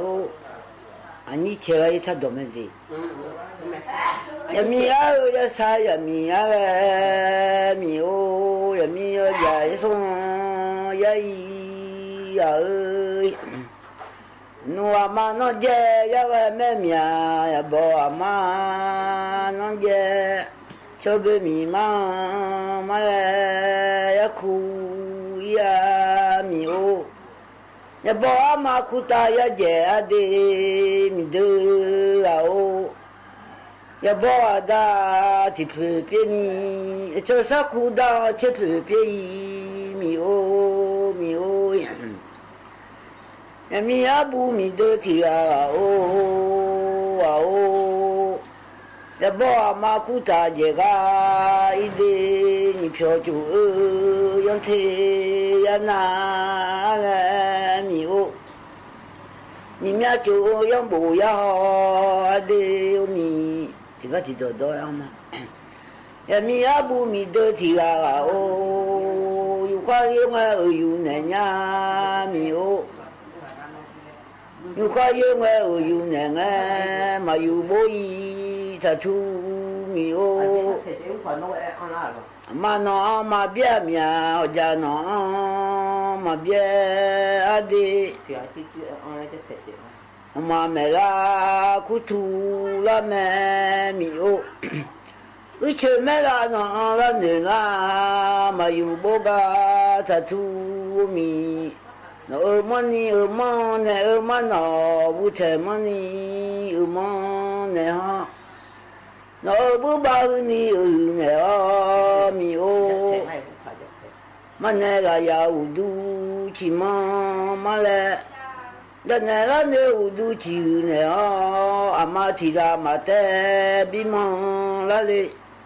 อาดาทิชิมายูบิละเลยามีเดลมีเดยามีอาบูมีเดที่อาโออามาบอกข้ามาเวแม่นอมายานอบอกข้ามาเวอดีมันเนี่ยบอกข้ามาเวยามีมันเนี่ยเจ้ามาสอมีมันเนี่ยบอกเจ้ามาสออดีมีโอม มันเนี่ยบอกข้ามาไงมีมันเนี่ยพอนี่ชื่อก็เนี่ยละมันเนี่ยเราพอนี่ชื่อไม่ละมาไม่ละกูถูละแม่อีเชื่อไม่ละกูเหนื่อยละแม่ยินบอกมามีไงชมยังเนี่ยเด็กมาอุตส่าห์การจเลยงาอาจจะน่าชมือako nga mama ni aja nga je do male de nga je do ma kwa to chmu ndai mi chmu ya nga ro abo sala adam be sala ju mi ya ma khali ya ge adam be ga mi ya ma de to na bi na ha mo mia ele mi o la la le la mi de le ao nhà yo ali tiga la la o mademia thangwe alo maemia thao alo la yo ali tiga la yo mele azan la o la yo la mele azan do gu che khai tu bo sho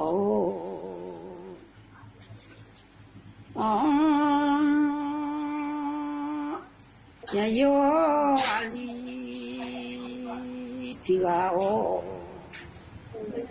no ala mưa để ku ya ma ngai o yo la mưa la la bơ sơ cứ mưa cứ ba bom bia mang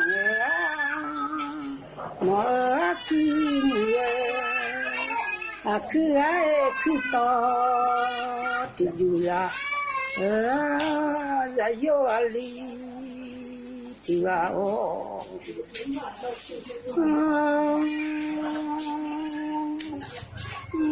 nó là mưa để kuyang mang ai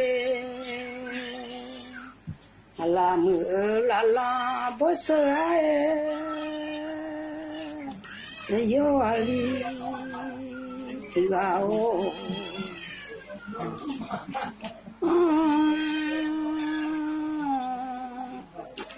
nó khám mưa khám ai mà la bất tử mà ngờ nó khám mưa khám ai phiêu bò có thể ra yo li thì là vào nó mà để miệng thằng nó mà ở sao miệng thao nói yo ali thì vào nó tù mưa ai giao chơi mà về chỉ có mang nó tù mưa ai cho leo gì à สถานีวิทยุกระจายเสียงแห่งประเทศไทยและเครือข่ายทั่วประเทศเสนอข่าวต้นชั่วโมงรู้เร็วรู้จริงเกาะติดทุกสถานการณ์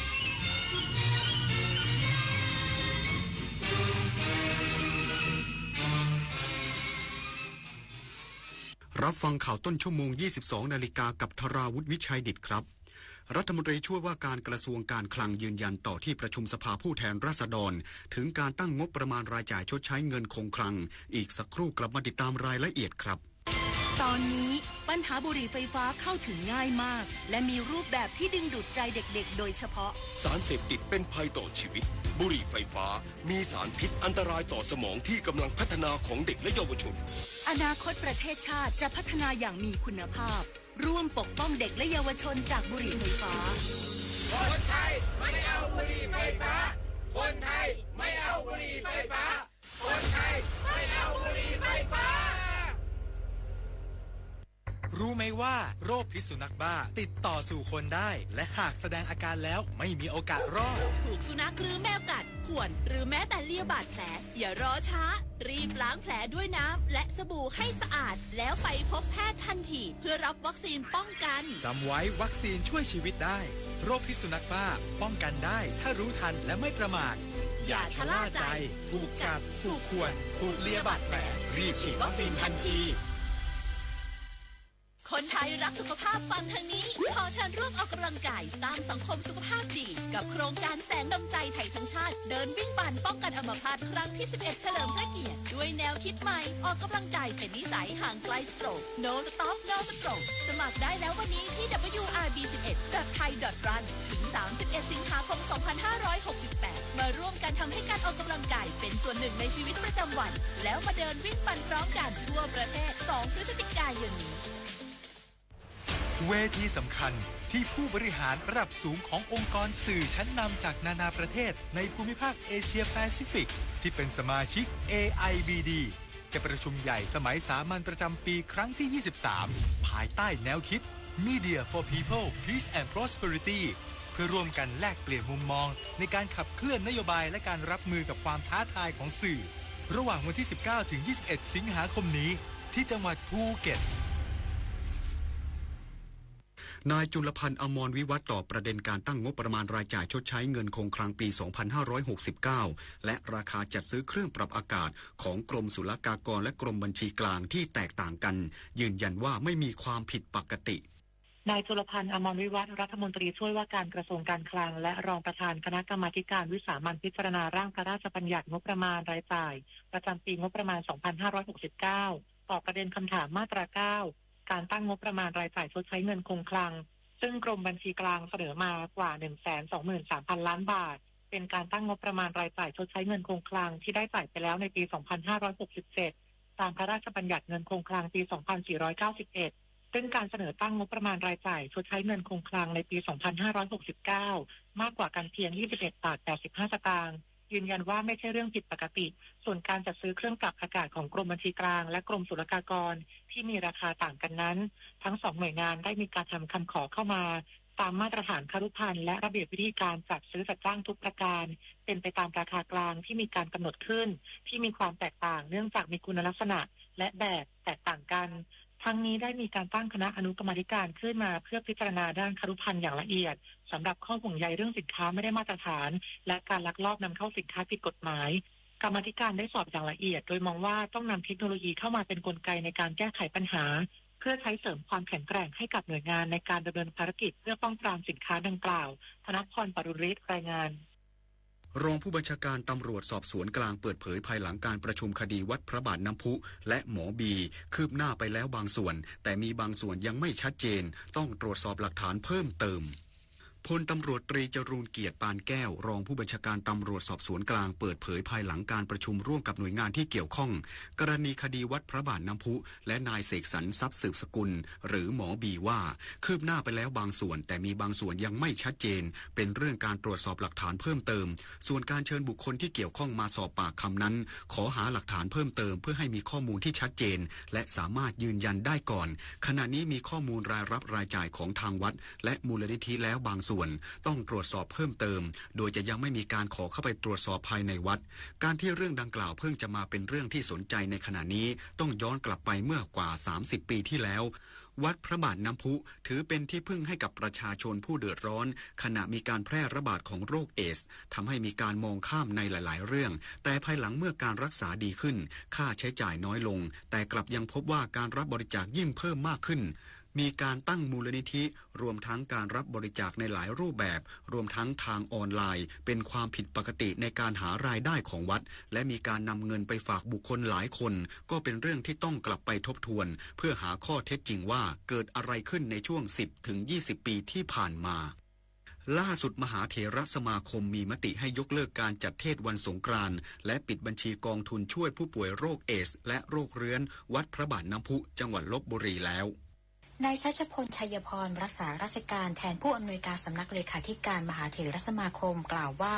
มหาเถรสมาคมได้มีมติยกเลิกการจัดแสดงพระธรรมเทศนาในช่วงเทศกาลสงกรานต์ซึ่งจัดขึ้นทุกปีและมีการนำปัจจัยที่ส่งผ่านเจ้าคณะจังหวัดเพื่อสมทบเข้ากองทุนช่วยเหลือผู้ป่วยโรคเรื้อนและโรคเอดส์ผ่านมูลนิธิสงเคราะห์คนเป็นโรคเรื้อนในสังฆราชูปถัมภ์และมูลนิธิธรรมรักษ์วัดพระบาทน้ำพุจังหวัดลพบุรีซึ่งได้เปิดบัญชีธนาคารในชื่อกองทุนสงเคราะห์คนเป็นโรคเรื้อนและโรคเอดส์เนื่องจากปัจจุบันสถิติผู้ติดเชื้อโรคเรื้อนลดลงอยู่ในภาวะควบคุมได้ส่วนผู้ติดเชื้อ HIV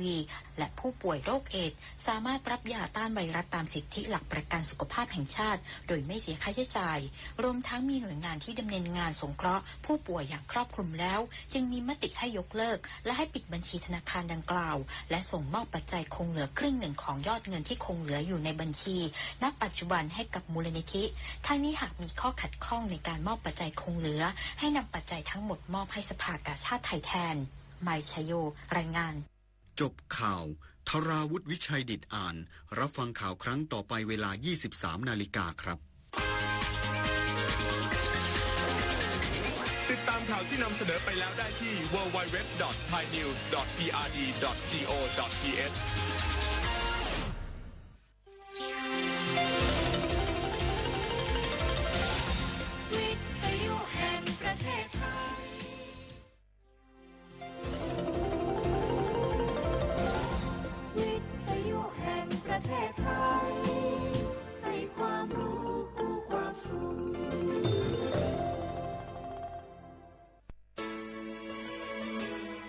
สถานีวิทยุกระจายเสียงแห่งประเทศไทยจังหวัดเชียงใหม่ AM 1476 กิโลเฮิรตซ์สถานีวิทยุภาคภาษาชาติพันธุ์แห่งเดียวในประเทศไทยที่มีความทันสมัยเชื่อถือได้สร้างอัตลักษณ์กลุ่มชาติพันธุ์สู่สากล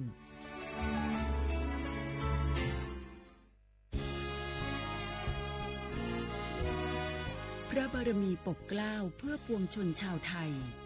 จากพระราชกรณียกิจนานับประการที่พระบาทสมเด็จพระเจ้าอยู่หัวและพระบรมวงศานุวงศ์ทรงทุ่มเทพระวรกายทรงงานอย่างไม่เหน็ดเหนื่อยเพื่อประโยชน์สุขของประสบนิกรจากโครงการหลวงสู่การพัฒนาแหล่งน้ำส่งเสริมการศึกษาและด้านสาธารณสุขที่มุ่งเน้นการพึ่งพาตนเองและการพัฒนาอย่างยั่งยืนทุกย่างพระบาทคือการทรงงานทุกพระราชดำริคือพลังแห่งการพัฒนาเพราะประชาชนคือหัวใจของแผ่นดินร่วมเสริมสร้างความรักในสถาบันหลักของชาติโดยสำนักงานประชาสัมพันธ์ที่ 3 กรมประชาสัมพันธ์ ข่าวดีผู้มีสิทธิบัตรทองหรือบัตร30 บาทที่อยู่ในพื้นที่กรุงเทพและปริมณฑล5 จังหวัดนนทบุรีปทุมธานีสมุทรปราการสมุทรสาครและนครปฐมหากเจ็บป่วยทั่วไปพบแพทย์ออนไลน์ได้ครอบคลุม42โรคพร้อมจัดส่งยาถึงบ้านสะดวกรวดเร็วไม่ต้องรอนานอยู่บ้านก็ใช้สิทธิบัตรทองหาหมอได้เพียงเลือกรับบริการกับ4แอปพลิเคชันได้แก่แอป Saluber MD แอป Clinic แอปหมอดีและ Line Totale Telemed สอบถามเพิ่มเติมสายด่วนสปสช1330ผู้ใช้สิทธิบัตรทองหรือบัตร30 บาทวันนี้หากต้องการย้ายหน่วยบริการประจำไม่ใช่เรื่องยุ่งยากอีกต่อไปย้ายเองได้โดยวิธีง่ายๆผ่านระบบออนไลน์เพียงดาวน์โหลดแอปพลิเคชันสปสชหรือแอดไลน์สปสชพิมพ์ Line ID @NHSO เลือกเปลี่ยนหน่วยบริการและทำตามขั้นตอนแค่นี้ก็ย้ายหน่วยบริการได้แล้วแถมยังสามารถใช้สิทธิรักษาได้ทันทีสอบถามเพิ่มเติมได้ที่สายด่วนสปสช1330ในยุคที่เทคโนโลยีก้าวกระโดดโจรออนไลน์ก็ก้าวตามมาติดสื่อออนไลน์เปรียบเสมือนแหล่งข้อมูลชั้นดีของโจรออนไลน์เราควรใช้สื่อออนไลน์ด้วยความระมัดระวังและป้องกันตัวเองจากโจรออนไลน์ด้วยคาถา3อย่า 1. อย่าโหลดแอปจากแหล่งอื่นๆที่ไม่ใช่ App Store หรือ Play Store 2. อย่าแอดไลน์คนที่ไม่รู้จักหรืออ้างเป็นเจ้าหน้าที่หรือหน่วยงานต่างๆไม่ว่าจะเป็นจากรัฐหรือเอกชนและ 3. อย่าสแกนใบหน้าหรือให้ข้อมูลส่วนตัวในแอปที่ไม่รู้จักเด็ดขาดที่สำคัญควรท่องให้ขึ้นใจว่าธนาคารจะไม่แนบลิงก์ทุกประเภทผ่าน SMS และอีเมลรวมทั้งไม่ส่งลิงก์ขอข้อมูลสำคัญผ่านช่องทางโซเชียลมีเดียยกเว้นกรณีลูกค้าร้องขอด้วยตัวเองเท่านั้นด้วยความปรารถนาดีจากสำนักงานประชาสัมพันธ์ที่ 3 กรมประชาสัมพันธ์ กู้ภัยโทรมาบอกว่าป่อน้องรถแฉลบน้องบ่คิดบ่ฝันเลยว่าวันนั้นจะเป็นวันสุดท้ายร้อยปันเหตุการณ์หลากหลายความสูญเสียบนท้องถนนบ่มีระยะปลอดภัยสำหรับคนบ่ใส่หมวกกันน็อก 69% หมวกกันน็อกช่วยลดความรุนแรงของการบาดเจ็บศีรษะและสมอง 39% หมวกกันน็อกช่วยลดความเสี่ยงในการเสียชีวิตของคนขับและคนซ้อนท้ายปีครับน้องขอให้ปีขี่รถปลอดภัยถูกวินัยจราจรใส่หมวกกันน็อกทุกครั้งต้วยนะครับอย่าปล่อยให้คำขอนี้เป็นแค่ลมปากมาร่วมใจกันลดอุบัติเหตุความสูญเสียโดยการใส่หมวกกันน็อกบ่ว่าจะขับตั้งใกล้ตั้งไกลเพื่อลดความเสี่ยงเพิ่มความปลอดภัยให้กับตัวเฮาและก็คนที่เฮาฮักต้วยนะครับด้วยความปรารถนาดีจากสำนักงานประชาสัมพันธ์ที่ 3 กรมประชาสัมพันธ์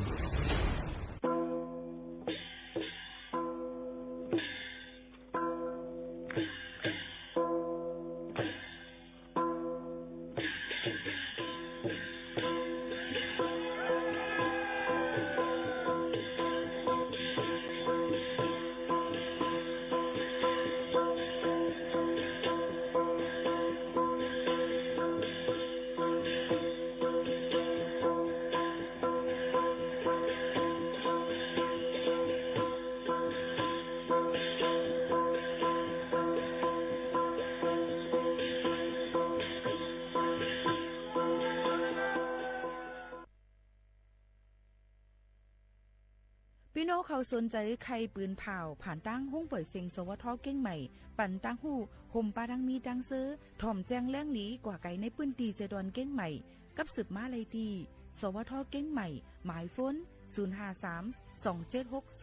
053-276-068และ0922468579ลองหลีลองซ่ามือนาในมีในมือคนหนุ่มเขาวันมือในมือว่าเฮ็ดไว้มือในจังเป็นในมือในอ่ำเฮ็ดหามือนาเข้มเป็นพมกันกินสั่งหวานพมกันหามสั่งเมาพมกันเอาสั่งไล่พมกันใครสั่งยาเฮาหาตั้งสิ่งใจกันบ้างเฮาฮักกันไล่หนึ่งอิดฉันเสียเฮาพิษกันแน่เปิ้นน้องว่ามาหน้าในเฮ็ดให้กินหนังได้เฮาจำใจกันจังแตกยายค่ะอ้อปีใครฮู้ก่อนสื่อยินโคโวตายกุญยินเจอเรือหายดูหมอสีลายจุไทย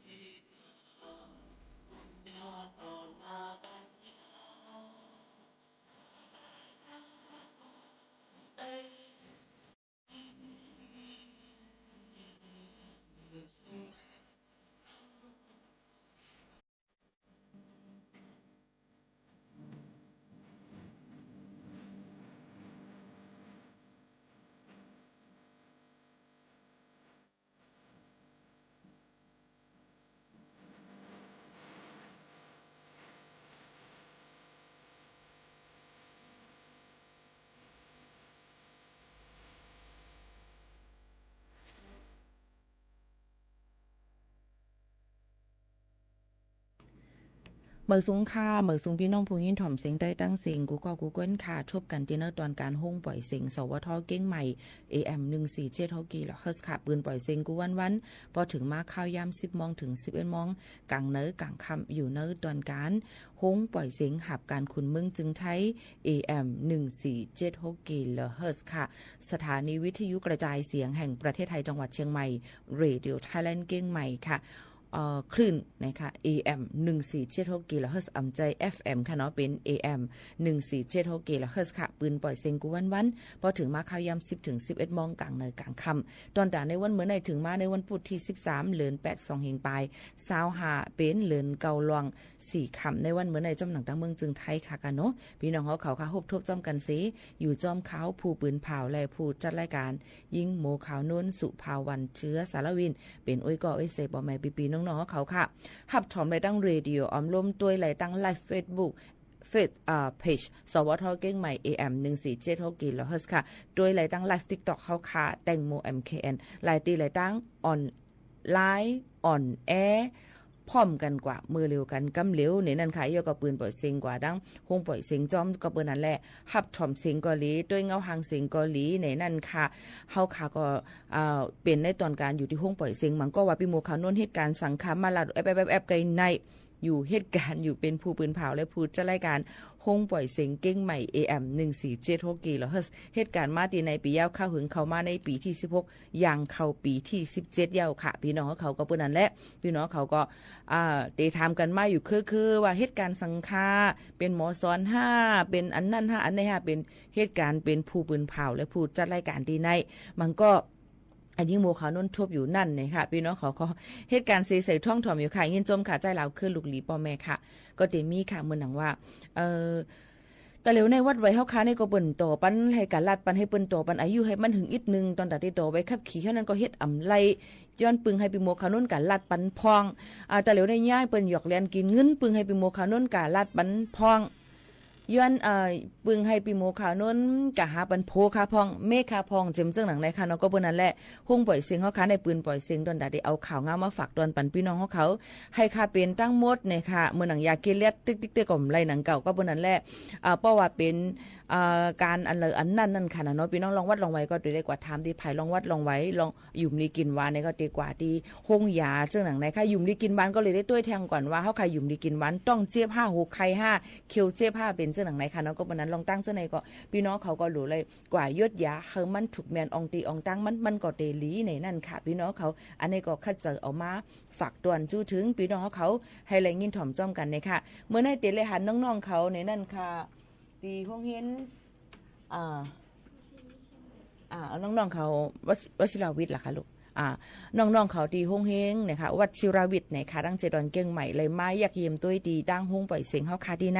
นนั้นค่ะว่าลองนาการเฮาคาเป็นไว้จึงหือพองในเตาเหลียวกำมาเดี๋ยวมาถ่อมข่าวจ้อมกันก่อนนี่โมขาวนุ่นเดี๋ยวเปิดปันเพียงความให้พี่น้องเขาเลยยิ่งถ่อมซีส่งขึ้นมาอุบโอกันแทงกั้มหนึ่งค่ะตีกว่าต้องตักน้องๆเขาอันเขามาอยากเยี่ยมตัวดีตั้งห้องปล่อยเสียงเฮาคาดีในก่อนนะคะพี่น้องเขาเยี่ยมเพราะว่า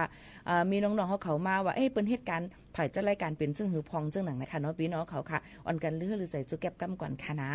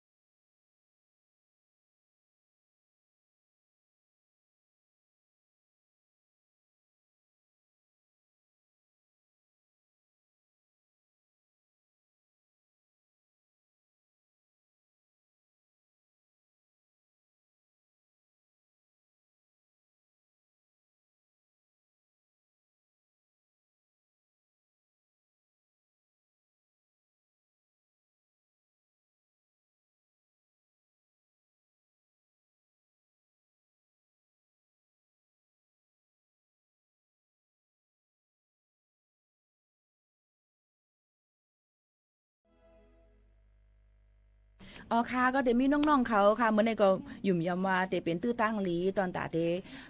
เป็นหนอแต้นคือกว่าในวันตามื้อดาในนั่นค่ะมันก็ติดตกใจว่าพี่เขาลัดความอีสังเนาะจังหนังไหนค่ะก็นี่ก็เป็นลองเตไลหันว่ามีน้องๆมีปีมีฮงเฮนจันจอมหลายๆตีอีกป้าก้นอันเหตุการณ์ค่ะเลยเขามาเล็บเพียนด้วยดีตั้งห้องปล่อยเสียงเอาค่ะในเลยวัน1ปีนี่ย่อมเลยเส50ปอกขนาดที่สุดมันค่ะก็บ่นั้นแหละอันนี้ก็เป็นหนอแต้นคืออันนึงดีลูกอ่อนมื้อไหนได้เป็นผู้ใหญ่ในวันตามื้อหน้าเพิ่นก็ได้คัดใจว่าเขาได้ใครเป็นอีสังใครเป็นดีเจ5ใครเป็นม5ใครเป็นซึก5จำเจ้าไหนค่ะเนาะมันอยู่ที่เขาอันเล็บเพียนมาจังหนังนั้นค่ะเนาะย้อนเพิ่นนั้นอันนี้ก็เป็นแห่งเจอตอนตาน้องๆเขาดีวชิรวิทย์นะคะแล้วก็ครูสอนเขามาทางดัง3ก็เลยอ่อนมาอยากเยี่ยมตื้อดีดังห้องปล่อยเสียงเฮาค่ะตีในนี่ค่ะเนาะนี่ก็ตีเลยว่าลูกๆหลานพี่น้องเขาก็เหมือนกันในนั้นค่ะยุ่มย้ำว่าตีใครลูกหลานเนาะค่ะลักเหลี่ยมเสี่ยมกาคึงปองให้สั่งกับวันตามื้อนากันนี่ก็อยู่ที่เฮาค่ะสั่งสอนปอนปันนั่นเดียวค่ะพี่น้องเขาอันนี้ก็ตีเลยว่ายินชมขอบใจเตว่าเหมือนกันในนั้นค่ะที่น้องๆเขาเลยมาอยากเยี่ยมตัวในตอนการเฮาค่ะที่ในนั้นค่ะพี่น้องเขาก็ดีกว่าอยากเยี่ยมตัวทางที่ตั้งห้องส่ง FM แทงกำ1จังหนังไหนค่ะพี่น้องเขาค่ะเพราะว่ารัดนำเขาก็เดิมป่องเจอความเฮาค่ะนั่นขนาดไหนอ๋อค่ะกำเฮาค่ะมาด้วยแทงไหนค่ะข่าวเงาฟิงฟ้าราศีกันอิดอ่อน1ในนั้นค่ะก็เดในวันที่13ต่อถึงวันที่18เดือนธันวาคมในฝนตกอาทัดกันหลายๆวันค่ะตั้งปอนของเจิงไทยตั้งภาคอีสานเนี่ยค่ะปลายฝนใน1แค่นเดตกนำมาเฮ็ดเฮานำทมนำน้องหลายๆตีนำป่าลินหยดลินกวนลินปั้งแทงหลายๆตีก็เปิ้นนั้นหลุเลยฟังกันไว้ในนั้นค่ะก็เปิ้นนั้นลองตั้งเจ้าในเนี่ยค่ะฝนเดตกนำมังปื้นตีเกเดตกเอก้อยกามังปอกมาในตกนำนั่นในตีจางเฮ็ดเฮาลินหยดลินกวนลินปั้งกันไรบางทีก็ติมีน้ำท่วมน้ำน้องกันไรก็หลู่ไรฟังกันไว้เจ้าหนังไหนค่ะก็เอามาฝากให้พี่น้องเฮาเขากู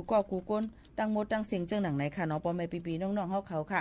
มีเจ้าหือก็อุบโอต้องตักจ้ำกันไรแล้วก็เอาข่าวเงาฟิงฟ้าราศีเนี่ยเอามาฝากเตือนตู้ถึงพี่น้องเขาเจ้าหนังไหนค่ะเนาะพี่น้องเขาค่ะข่าวการก็นำเน้นค่ะเนาะหรือใจถ่อมด้วยทางเพียงความกันทางรู้ก่อนค่ะพี่น้องเขาค่ะ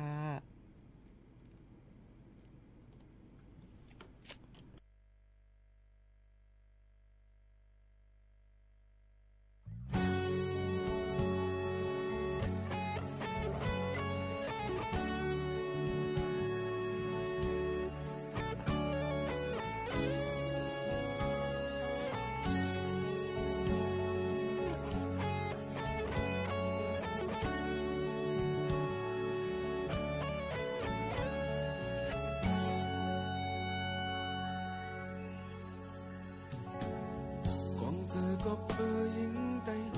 ทุกโมหักเมืองไตโซนหักเนยจัดจะเคอตายมันก็เป็นลูกแม่ไตก็ซ้ำกว่ายุ่งเอาความเปิ้นโมหักทิ้งจะทิ้งเคยเป็นลูกแม่ไตห่างลีสั่งทุกเมื่อจอมเคยเปิ้นเกาไปมาเงินเสียลา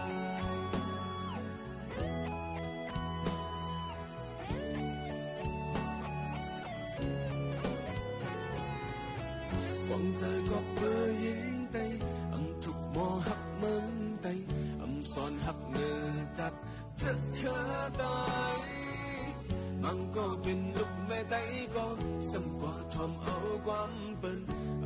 โมหักทิ้งจะทิ้งเคยเป็นลูกแม่ไตห่างลีสั่งทุกมาจอมเคยเปิ้นเกาไปมาเงินเสลา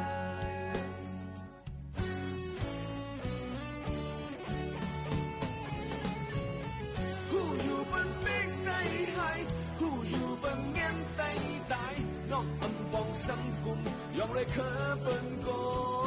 ยป้อป้องจะตีนางไงป้อถูกมอหักเคยาวเป็นน้องสาวก็ทิ้งเคยไตอ่อนผ่านก็หลายกว่ามีโทเนาหนึ่งแค่ก็ปันกันกินก็ปดน้อง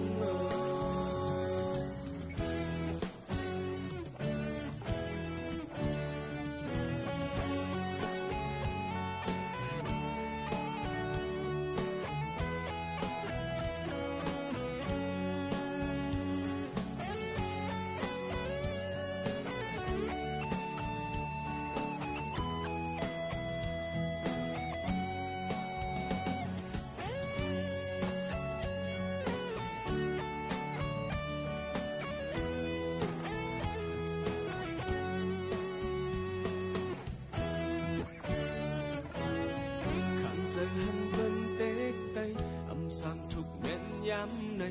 กำเล่ากองสิลุกพื้นยาวหันถึงแลพี่น้องไต้อ้อยเป็นจึงหือก็ยำใน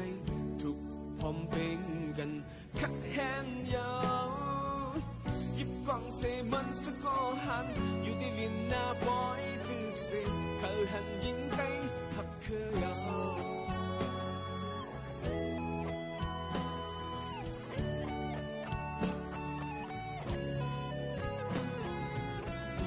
เจอหันเป็นเต็กไตอำสั่งทุกแม่นย้ำในกำเล่ากองสิลุกพื้นยาวหันถึงแลพี่น้องไต้อ้อยเป็นจังหือก็ย้ำในทุกพร้อมเป็นกันคัดแห้งยาวยิบกองเสมันสะก็หันอยู่ที่ลินหน้าปอยตึกเสเคยหันยิงไต้หักเคยยาว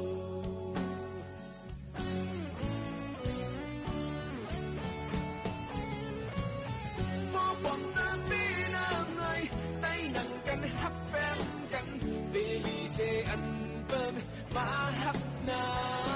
งยิ่งอ่อนน้องทิ้งเคยเลยใจเมาเตทิ้งมันเป็นสังโกเตอันเปิ้นโชผู้ปองแลยิ่งไต้ย่อยเขาอันเปิ้นจอมเตเปกองหลังเมื่อลำเป็ดเคยได้บอกจะตีน้ำเลยไต้ยังกันฮักแฟนกันตียังเสอันไต้เดินมาฮักนางยิ่งอ่อนน้องทิ้งคือเลยใจเมาเตทิ้งมันเป็นเพียงแค่สังโกเตอันเปิดโจมผู้ปองแลยิ่งไต้ใหญ่เขาอันบรรจอมเตเปกองละเมอลำเป็ดคือไต้วันปองได้ยิ่งได้เลยเขาอันบรรจอมได้เป็นปีกองละมาละเป็ดคือได้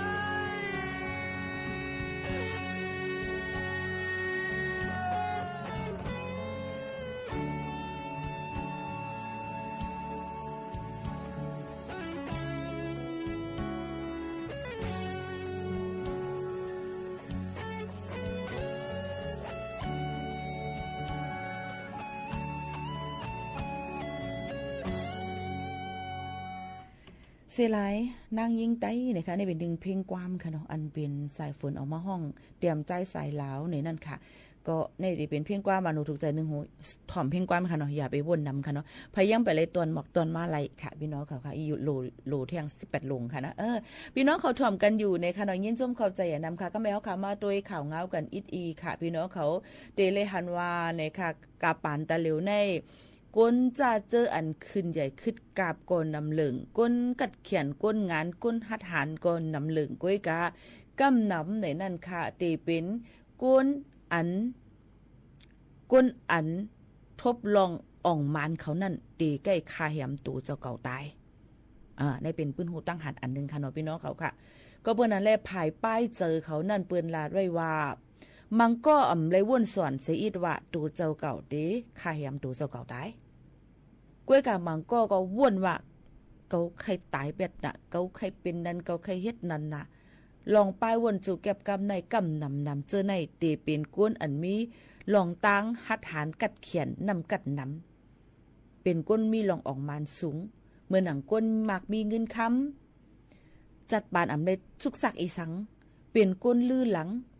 เป็นก้นอินฟูเป็นก้นดีจื่อเสียงใหญ่ลื่อหลังปนฮู้จักกันในตรงวงก้นตั้งนำตั้งหลายค่ะพี่น้องเขาก็อำดีตกเจอนังเก่าว่าได้เป็นข้อถามจึงไหนว่าย้อนเบอร์สั่งน่ะเขาบ่มักมีประฐานนานเฮ็ดหยังเลยเขาเฮ็ดจึงนั้นต้องใจเต็มนี้ก็ขอถามมาจังไหน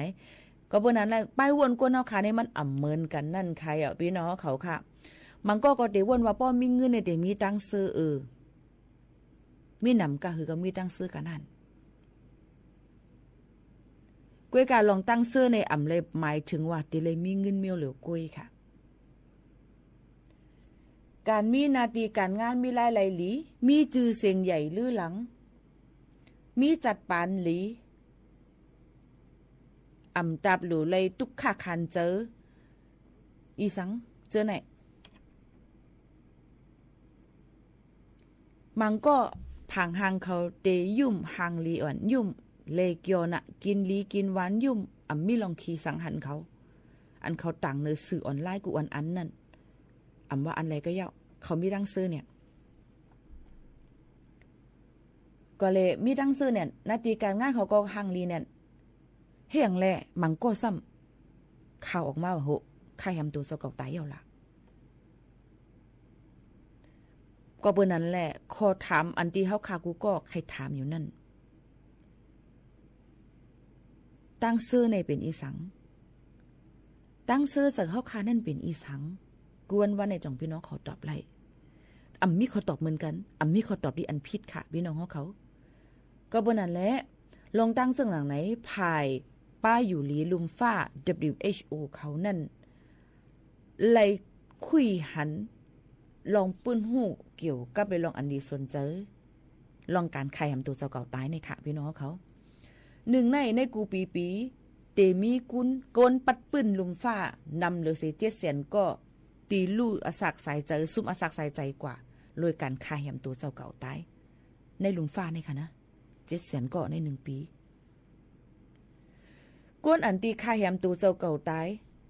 ไลลีนั่นกำนำเตเป็นก้นอันยามเฮ็ดให้ตัวค่าแฮมตัวเจ้าเก่าตายมาอ่อนตั้งให้อำเหี่ยวเฮ้จ่องไกเหี่ยวตัวลีงามจ่องไกขายตัวเจ้าเก่าไล่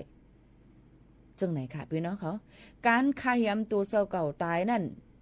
ไหนค่ะเป็นรองการซุ้มอสักจัดปานเฮาเป็นอันที่4ในปี2019ก้นอายุอสัก15ต่อถึง29ปีก็เตเลยว่าลีโกลีตกเจอเตๆนั่นค่ะพี่น้องเขาเยาก็การกินยามีก้องการกินยามีก้องการแผนคอการยื้อตูเจ้าเก่าเจอในเป็นรองอันคาแหมตูเจ้าเก่าตายนำเหลือเสเปิ้นสุดค่ะพี่น้องเขาก็เปิ้นนั่นแหละลองตั้งเจอในลองตั้งซื้ออันว่านั่นกวนเฮากูก็อ่ำเหมือนกันมันก็มักมีเงินค้ำนำหน้าเขากูค่ะกูอย่างละกูเปิ้นมาเอาเงินต้องเขากูเปิ้นว่านอนก่อนรับขนาดกูเสียงอีดหมออีดก็รู้ได้ตกใจตื่นผ่านมันก็มีเงินอีสังเขามีดังซื้อย้อนบ่ว่าจัดปานเขาอำโลอีสังเขามีกินอยู่เขาหากินเลี้ยงต้องอะไรอยู่ก็เปิ้นนั้นตั้งซื้อก้นเฮาขาในอำเพ่งกันอำเหมือนกันก็หนึ่งแหละก็หนึ่งก็เปิ้นนั้นตีแตกนึ่งกันอำไรเตกว่าว่นปันเขาส่วนปันเขาบ่มีนำหน้าคำหรืออย่างอำไรก็เปือว่าป้ายวนก้นเฮาค่ะอำเหมือนกันก็เปือนั้นตาเตกะวนต่างแต้นเปื้อนนั่นตัวเจ้าเก่าเลยวนตีตัวเจ้าเก่ากันว่าตัวเจ้าเก่าจ่องไปมีตังซื้ออย่าไปมีเจอล้อผ้าน้ำอย่าไปมีเจอใคร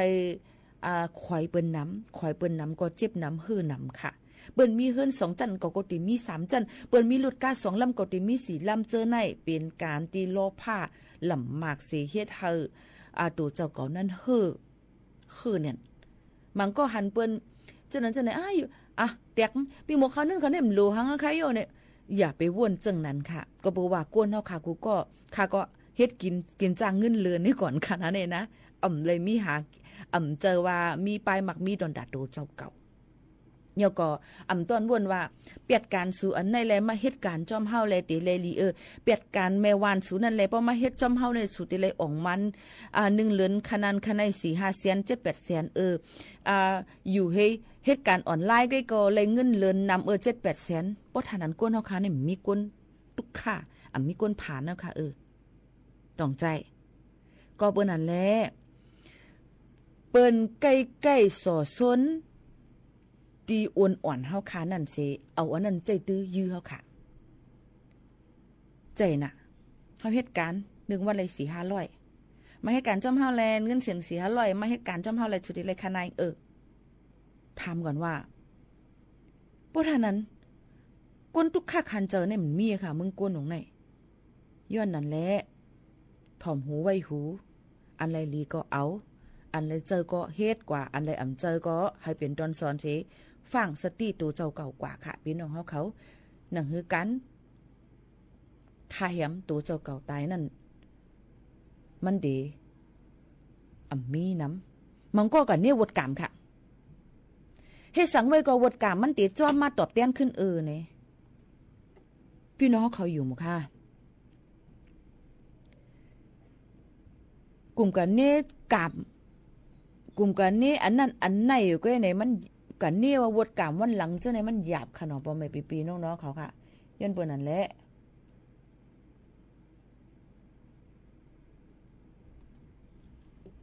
มันหยาบ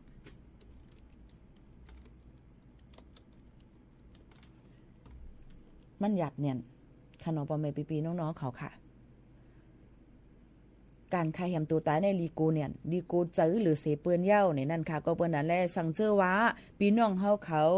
มีว่าตัวเจ้าเก่ามีลองเยี่ยงอ่านอีสั่งเสียเยามันอ่ำเต็มโทนในนั่นก็เมื่อหนังว่าตัวเจ้าเก่าในตัวอย่างมันค่ะเนาะพี่น้องเขาเมื่อหนังตัวอย่างมันว่าตัวเจ้าเก่ามีตั้งเยี่ยงอ่านไว้ว่าเก่าได้เป็นก้นหังลีมีห้อยจี้ปลายเข็มมีห้อยสิวห้อยอัดหังจังหนังไหนค่ะเนาะเก่าหลูเลยหังลีก็ดูเป็นก้นเด็ดเซียวต้องเฮ้อป้อมหังลีมาป้อมมันว่านาสูหยวนกันนั้นทำหังลีกันวนนำมันก็แม่เพราะวนนำกับมีคือกับมีคือกับมิดกับกันนั้นกับมอดกับกันในเฮไหนหังลีมาวนใครทำตัวเจ้าเก่าตายก็มีค่ะย้อนเลยลองตั้งอ่ำขามอ่ำฮับพ้องอะไรขอความมันเป็นสี่นี้เขาขานั่นในค่ะเนาะพี่น้องเขาค่ะก็เมื่อนั้นลองตั้งชื่อในว่าตัวเจ้าเก่ามีลองกัดเขียนเหมือนเปิ้นการงานมีตกเตรียมแน่นก้นจันสูงเหมือนจันเตรียมเหมือนจันสูงวนแตกเนื่องกว่าติ๊กให้ได้ตัวเจ้าเก่าแคมตัวเจ้าเก่าเลยง่ายก็เพื่อนั้นอย่าไปวนลองตั้งเจอในนั่นค่ะใครให้พี่น้องเขาฟังกันไว้เหมือนหนังเมื่อวันที่12ป่วนมามียิ่งสาวก้อนหนึ่งอันตึกขึ้นปังสวนมอยาอ่อนไว้ในค่ะภายดั้งลงปองจึงตีเว้งเม็ดชิลานั่นสิเอาน้ำมันดีเจถอกใส่ตัวมะนางแล้วก็เอาไปจุดเผาไข่แหมตัวมะนางขึ้นค่ะก็นั่นหู้จ้อมลองเปิงเปลี่ยนนางสาวก็ในนั่นก็ลาดว่าหันปุ้งดีเจไม่ไว้ในห้องแอปตีเป็นการไข่แหมตัวตายนี่ค่ะเลยว่าปังซอนมอยาอ่อนนั่นตีมีห้องภายและห้องอาบน้ำจับกันมันนั่งตีอยู่ในห้องภายสิคัดซอยเย่าไข่แหมตัวตายเผื่อไอ้กวนไผออกมาก้นหิมอมเขาจังเกหู้ในนั่นค่ะขึ้นสืบลาเทียงว่าย้อนมันนั่งอยู่ตั้งในสิคัดซอห้องภายไว้เลยอ่ำจังเข้าเอาตัวตายเลยอ่อนกันขึ้นตั้งเนื้อสิลงปึดพักดูก้วยกาตัวตายมานั่งซ้ำปิกไว้ตีพักดูแลจังปืดจังขึ้นเลยเอาตัวตายมานั่งออกมาตั้งเนื้อพักดูเย่าจังปืดพักดูไล่ในนั่นค่ะพี่น้องเขาก็อันรู้ตายนั่นซื้อห้องมาพี่เปวินเนี่ยค่ะสัก20 ปีเป็นคนตั้งเมืองยางผึกมาขึ้นปังซอนอยู่ที่เม็กชิลาแทงหาเลือนกุ้ยปังซอนหมอยาอ่อนนั่นก็พอตีลงเย่าย่ำเหลียวก็เลยเอาตัวตายสาวอ่อนลงไว้อยู่ที่ห้องยาเว้งเม็กชิลาเกี่ยวเลยลองการตายมานั่งนั่นห้องผลิตหารเขานั่นก็ในปืนตีเขาตึก7ถามตัวเทียงอยู่ในนั่นค่ะก็เปิ้นนั่นแหละปีหมูขาวน้นยิ่งหมูขาวน้นมาหลัดปันนั่นว่าการคาแหมตัวเจ้าเก่าตายนั่นมันนำหนากูตีกูตั้งกูเมืองเนี่ยค่ะมันก็หูอีสังบ่นหังมาหังปองสังรับสิ่งกว่าหมดเนี่ยค่ะมีผู้เลอเพอใจแถมปันเฮียงเจออุบเพอก็ไล่เจ้าหนังในค่ะเนาะก็เปิ้นนั่นแหละมีกาขันวนมาตัวเจ้าเก่ามีกาขันให้ได้ตัวเจ้าเก่ามีกาขันเจ้าหนังไหนค่ะออกก็เปิ้นนั่นแหละมันหลูเลยฟังกันไว้ตีเลยฮักดูเจ้าเก่าน้ำเนี่ยค่ะอย่าไปกลุ่มกว่าเน่วุดกรรมจัดก่อนวันหลังป่นมาจึงนั้นจึงไหนเนี่ยค่ะเนาะตาดูเน่อีสังตัวเฮาใจเฮาหูหรือเซเปอร์ในนั่นค่ะพี่น้องเขาอันนี้ก็ขย้อนฝากฟังไว้ปันพี่น้องเขาเลยลองตั้งว่าการขยำตัวตายนั่นปัดปื้นดุมฟ้าใน1 ปีย้อมหรือ700,000ก้อเนี่ยค่ะเลยลองตั้งอันขยำตัวตายเย่าไล่เต็มทนนะคะมันก็มาก็ตายพองไอ้ขึ้นเปิ้นเอาก็ยดย้ายขึ้นเป็นก้นมาจังไหนก็มีนั่นค่ะเนาะก็เปิ้นนั่นแหละลองตั้งจังไหนมันไกลห่างเฮาค่ะเฮาจังวนไล่จังไหนวนจังว่าไล่ก็เปิ้นนั่นแหละเฮาโหลเลยฟังสมาธิตั้งมั่นให้ลีอยู่เฮาเป็นใจเย็นให้ไหลมันก็ติทิ้งซิมเจอเฮาค่ะนั่นกว่าเที่ยงในนั่นค่ะพี่น้องเขาย้อนเพ่งความอย่าเจอตกนางคำนองมายินถ่อมจ้อมกันค่ะ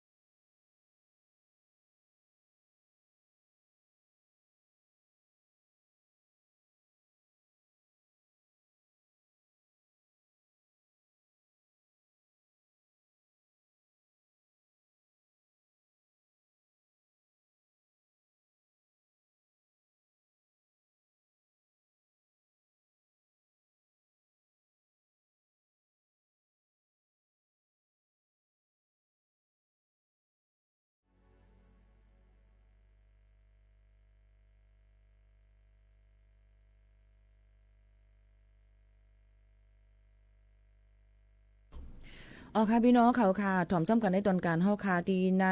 นั่นค่ะพี่น้องเขาค่ะขอบใจถึงกูก็ค่ะดีตรงตักกันเข้ามา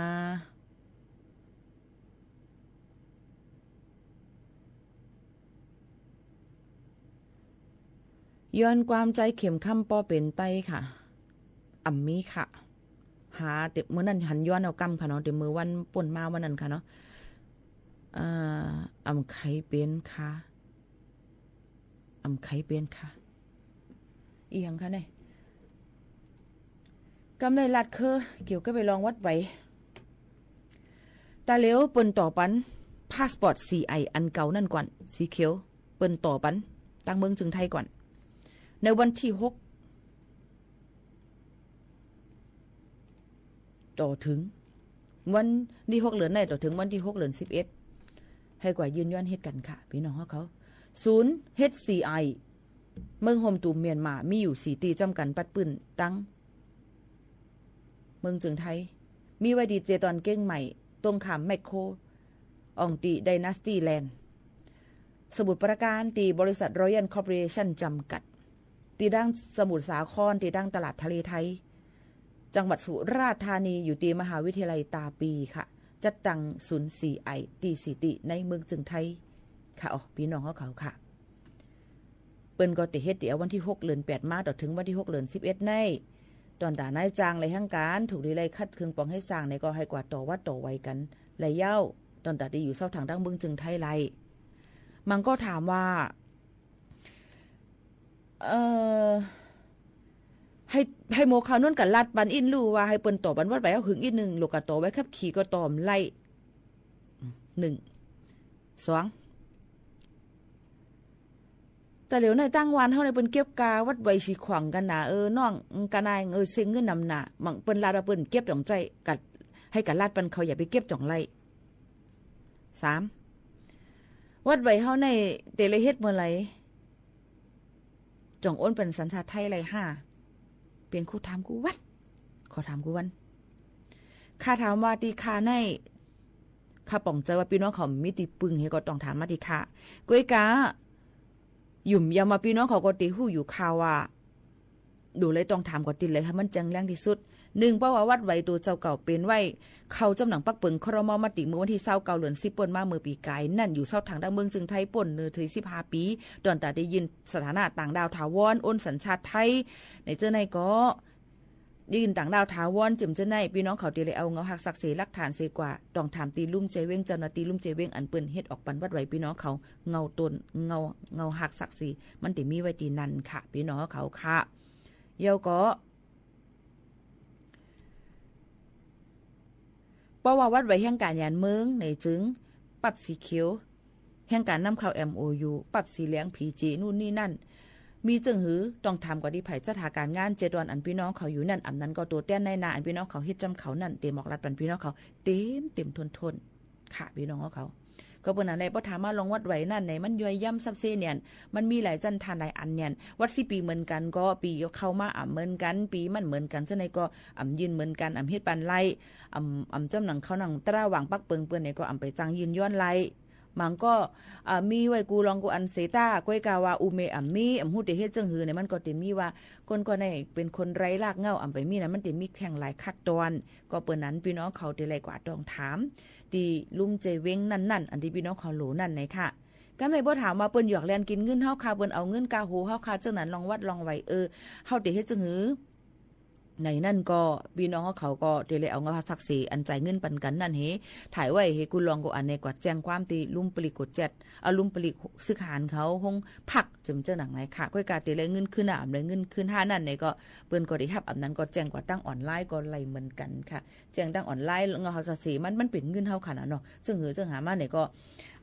เปิ้นก็ได้รับผู้เรื่องพี่น้องเขานั่นเอามาได้เป็นก้นหยอกย่าหยอกเลียนซึ่งหือก็เย่าในนั่นค่ะพี่น้องเขาค่ะพี่น้องเขาก็แจ้งขอความกว่าไรเนี่ยค่ะเอามาได้เป็นห้องปลีกเอามาได้เป็นแจ้งความออนไลน์เสียมเจ้าไหนก็แจ้งอะไรเหมือนกันในนั่นค่ะพี่น้องเขาค่ะ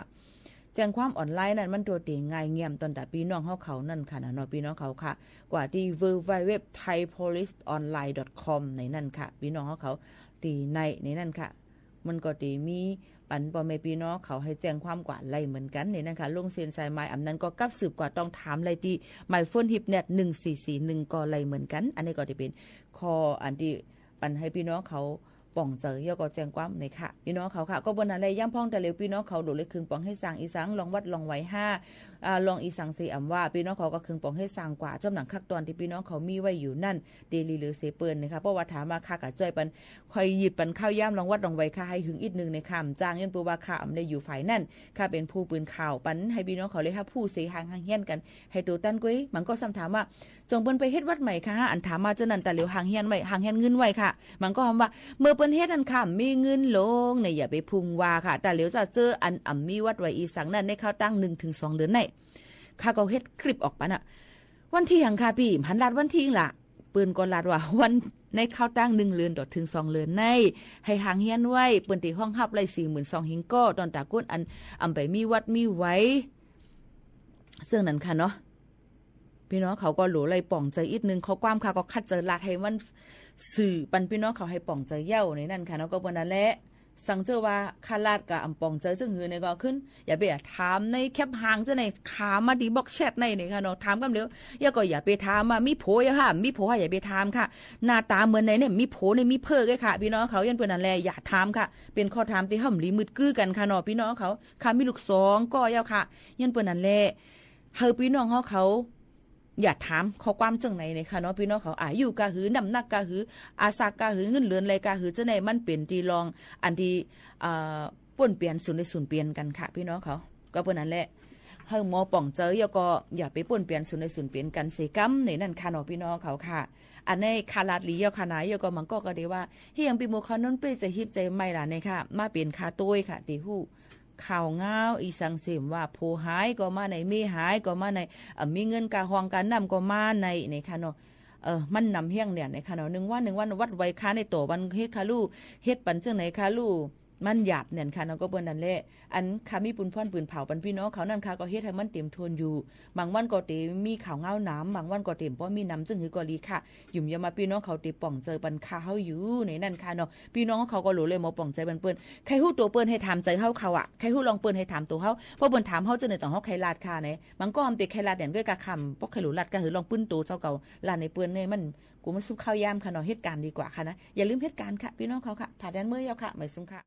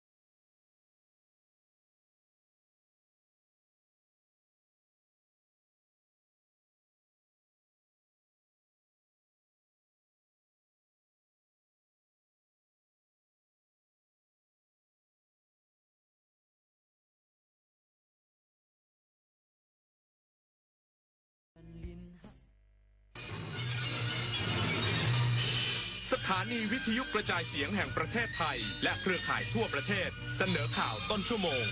รู้เร็วรู้จริงเกาะติดทุกสถานการณ์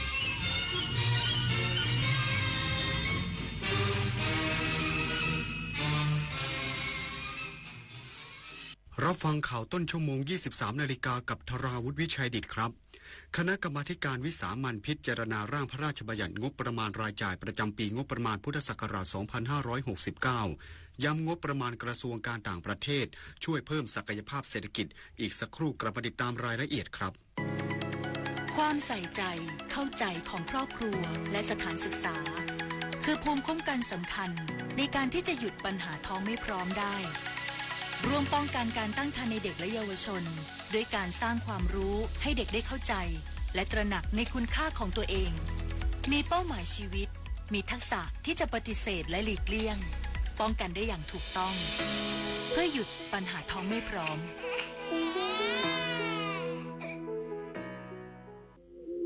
อาชญากรรมออนไลน์ ความท้าทายและโจทย์ใหญ่ของประชาคมอาเซียนที่ต้องผนึกกำลังกันรับมือภัยไซเบอร์ในภูมิภาคผ่านกรอบความร่วมมือสู่โรดแมป 4P Preventing ป้องกันการแทรกซึมขององค์กรอาชญากรรม Pursuing นำคนผิดเข้าสู่กระบวนการยุติธรรม Protecting ปกป้องเหยื่อและกลุ่มเปราะบาง Promoting เสริมพลังความร่วมมือทุกระดับร่วมสร้างภูมิภาคที่ปลอดภัยไร้พรมแดนและเข้มแข็งไปด้วยกันอายุเข้าเลข 6 แล้วจะเริ่มต้นอาชีพใหม่ได้ไหมนะได้สิครับผู้สูงอายุ60ปีขึ้นไปที่ยังมีไฟสามารถกู้ยืมเงินทุนประกอบอาชีพกับกองทุนผู้สูงอายุได้ไม่เกิน 30,000 บาทต่อคนหรือ 100,000 บาทต่อกลุ่มผ่อน3ปีไม่มีดอกเบี้ยพร้อมก้าวสู่การเริ่มต้นอีกครั้งอย่างมั่นคงดีจังเลยแบบนี้จะได้เปิดร้านเล็กๆอย่างที่ฝันไว้สักทีเงินทุนปลอดดอกเบี้ยกับกองทุนผู้สูงอายุสอบถามเพิ่มเติมได้ที่กรมกิจการผู้สูงอายุ1300เยาวชนคือพลังสำคัญในการขับเคลื่อนอาเซียนไปข้างหน้าประเทศไทยพร้อมสนับสนุนเครือข่ายเยาวชนอาเซียนให้แข็งแรงเป็นมิตรและรวมพลังด้วยการสนับสนุนเครื่องมือดิจิทัลและพื้นที่ให้เยาวชนได้แสดงออกลงทุนในโครงการพัฒนาเยาวชนสนับสนุนความร่วมมือข้ามพรมแดนและส่งเสริมการเข้าถึงการศึกษาทักษะสำหรับอนาคตอย่างเท่าเทียมเยาวชนอาเซียนคือพลังสร้างอนาคตรองประธานคณะกรรมาการวิสามัญพิจารณาร่างพระราชบัญญัติงบประมาณรายจ่ายประจำปีงบประมาณพุทธศักราช 2569 ชี้แจงการจัดสรรงบประมาณของกระทรวงการต่างประเทศในบทบาทเพิ่มเติมผ่านภารกิจด้านเศรษฐกิจและวัฒนธรรมนายจุลพันธ์ อมรวิวัฒน์รัฐมนตรีช่วยว่าการกระทรวงการคลังและรองประธานคณะกรรมาการวิสามัญพิจารณาร่างพระราชบัญญัติงบประมาณรายจ่ายประจำปีงบประมาณ 2569 ชี้แจงประเด็นคำถามตามมาตรา 10 เกี่ยวกับการทำงานของกระทรวงการต่างประเทศโดยยืนยันว่าคณะกรรมาการได้สอบถามไปยังหน่วยงานที่เกี่ยวข้องในทุกประเด็นที่มีการตั้งข้อสังเกตอาทิดัชนีการทูตและการปฏิบัติงานโดยรวมของกระทรวงซึ่งได้ส่งต่อข้อมูลและข้อสรุปให้กระทรวงการต่างประเทศเรียบร้อยแล้วซึ่งในส่วนของงบประมาณเสียงข้างมากในคณะกรรมาการยืนยันว่าการจัดสรรงบดังกล่าวจะช่วยเสริมศักยภาพและเครื่องมือให้กระทรวงการต่างประเทศสามารถปฏิบัติภารกิจได้อย่างสมบูรณ์ยิ่งขึ้นเนื่องจากปัจจุบันกระทรวงการต่างประเทศมีภารกิจหลากหลายและขยายตัวมากขึ้นแตกต่างจากในอดีตที่เน้นงานด้านการทูตและการเจรจาโดยรัฐบาลได้มอบหมายภารกิจเพิ่มเติมให้สถานเอกอัครราชทูตไทยในต่างประเทศทำหน้าที่ขยายตลาดสินค้าของไทยให้แก่ภาคเอกชนเผยแพร่ศิลปะวัฒนธรรมไทยในเวทีนานาชาติซึ่งภารกิจเหล่านี้กระทรวงการต่างประเทศสามารถดำเนินการได้โดยไม่กระทบต่อภารกิจหลักและสามารถสร้างประโยชน์ให้แก่ประเทศอย่างเป็นรูปธรรมผ่านการใช้งบประมาณที่จัดสรรไว้ปุริมพัฒน์สอนการรายงานจังหวัดเพชรบูรณ์เชิญชวนนักท่องเที่ยวร่วมงานมหกรรมผ้าไหมทอมือฟืนไม้และงานหัตถศิลป์ส่งเสริมการอนุรักษ์ภูมิปัญญาท้องถิ่นสร้างอาชีพสร้างรายได้ให้ชุมชนนางพัชรนันท์แก้วจินดาวัฒนธรรมจังหวัดเพชรบูรณ์เปิดเผยว่าจังหวัดเพชรบูรณ์กำหนดจัดงานมหกรรมผ้าไหมทอมือฟืนไม้และงานหัตถศิลป์จังหวัดเพชรบูรณ์ระหว่างวันที่ 14-15 สิงหาคม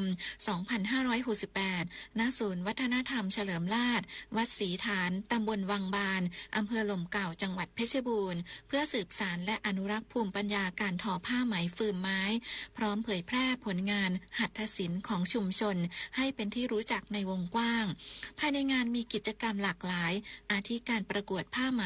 และผลิตภัณฑ์จากผ้าไหมการเสวนาหมี่ขั้นน้อยมรดกระดับชาตินิทรรศการฟืมและผ้าทอฟืมไม้ในอดีตพร้อมการแสดงผ้าโบราณการเดินแบบผ้าไทยการแสดงศิลปะวัฒนธรรมพื้นบ้านและการจำหน่ายผลิตภัณฑ์ผ้าไหมรวมถึงสินค้าชุมชนอื่นๆจังหวัดเพชรบูรณ์จึงขอเชิญชวนประชาชนและนักท่องเที่ยวร่วมงานโดยทั่วกันและขอความร่วมมือแต่งกายด้วยชุดพื้นเมืองไทยลมผ้าไทยหรือชุดสุภาพโทนสีฟ้าเพื่อร่วมกันอนุรักษ์และภาคภูมิใจในมรดกภูมิปัญญาท้องถิ่นของจังหวัดเพชรบูรณ์เพลินจิตสวนสินพงศ์สวท.เพชรบูรณ์รายงานหน่วยเฉพาะกิจกรมทหารพรานที่35จับกุมชายไทยพร้อมอาวุธปืนเครื่องกระสุนและหญิงชาวลาวเตรียมลักลอบข้ามไปฝั่งเมียนมาหน่วยเฉพาะกิจกรมทหารพรานที่35ปฏิบัติหน้าที่ณจุดตรวจเพื่อความมั่นคงบนถนนหมายเลข1175ฐานปฏิบัติการบ้านพละอำเภอแม่ระมาดจังหวัดตากตรวจพบรถฟอร์ดแรปเตอร์สีขาวพ พบนายปรัชญาขอสงวนนามสกุลอายุ31ปีนางสาวสศิการอายุ19ปีและนางสาวกิ๊กอายุ18ปีสัญชาติลาวจากการตรวจสอบภายในรถพบปืนแบงก์กันจำนวน1กระบอกเครื่องกระสุนขนาด.38จำนวน6นัดกระสุนขนาด.22จำนวน26นัดกระสุนแบงก์กันอีกจำนวน17นัดและบุหรี่ไฟฟ้าแบบใช้แล้วทิ้งจำนวน19อันโดยนายปรัชญายอมรับว่าอาวุธเป็นของตนและได้เดินทางมารับนางสาวกิ๊กเพื่อไปส่งที่อำเภอแม่สอดและจะมีคนมารับพาไปฝั่งประเทศเมียนมาเจ้าหน้าที่ทหารจึงได้ควบคุมตัวพร้อมของกลางส่งสถานีตำรวจภูธรแม่ระมาดเพื่อดำเนินคดีตามกฎหมายต่อไปดิเรกปินตาแก้วสวทแม่สอดรายงานจบข่าวธราวุฒิวิชัยดิษฐ์อ่านรับฟังข่าวครั้งต่อไปเวลา 6 นาฬิกาครับติดตามข่าวที่นำเสนอไปแล้วได้ที่ www.thainews.prd.go.th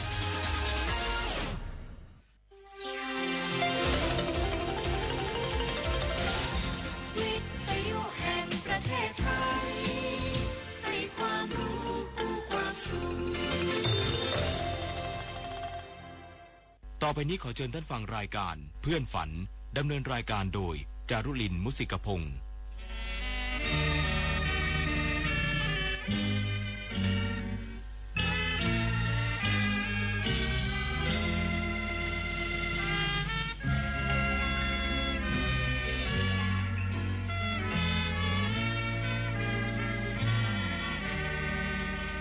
อยากมีเพื่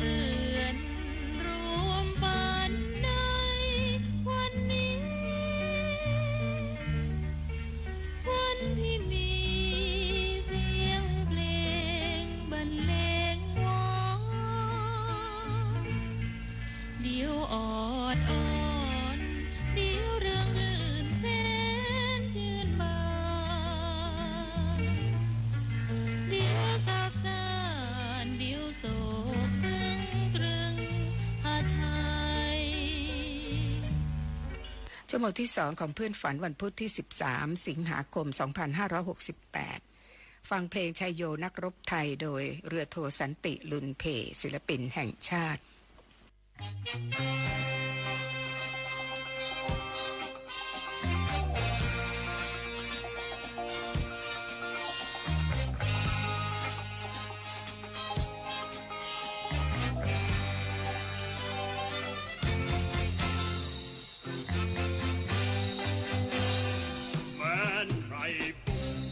รุกล้ำแดนไทยถิ่น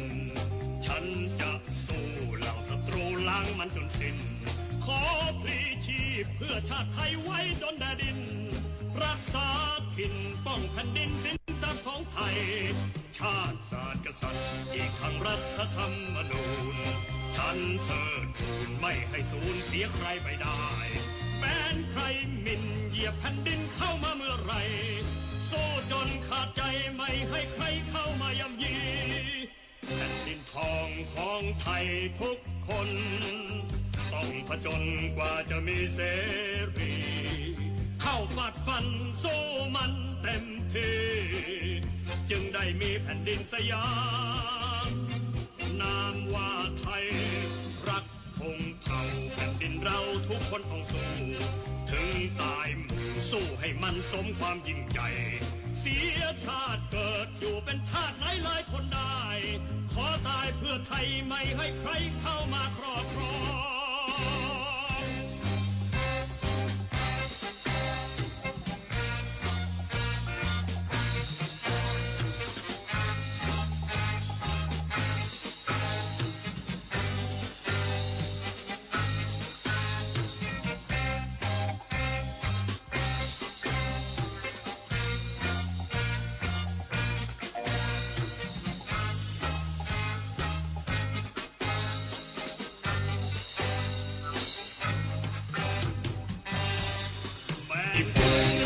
รุกล้ำแดนไทยถิ่นฉันจะสู้เหล่าศัตรูล้างมันจนสิ้นขอพลีชีพเพื่อชาติไทยไว้จนแดนดินรักษาถิ่นป้องแผ่นดินสินทรัพย์ของไทย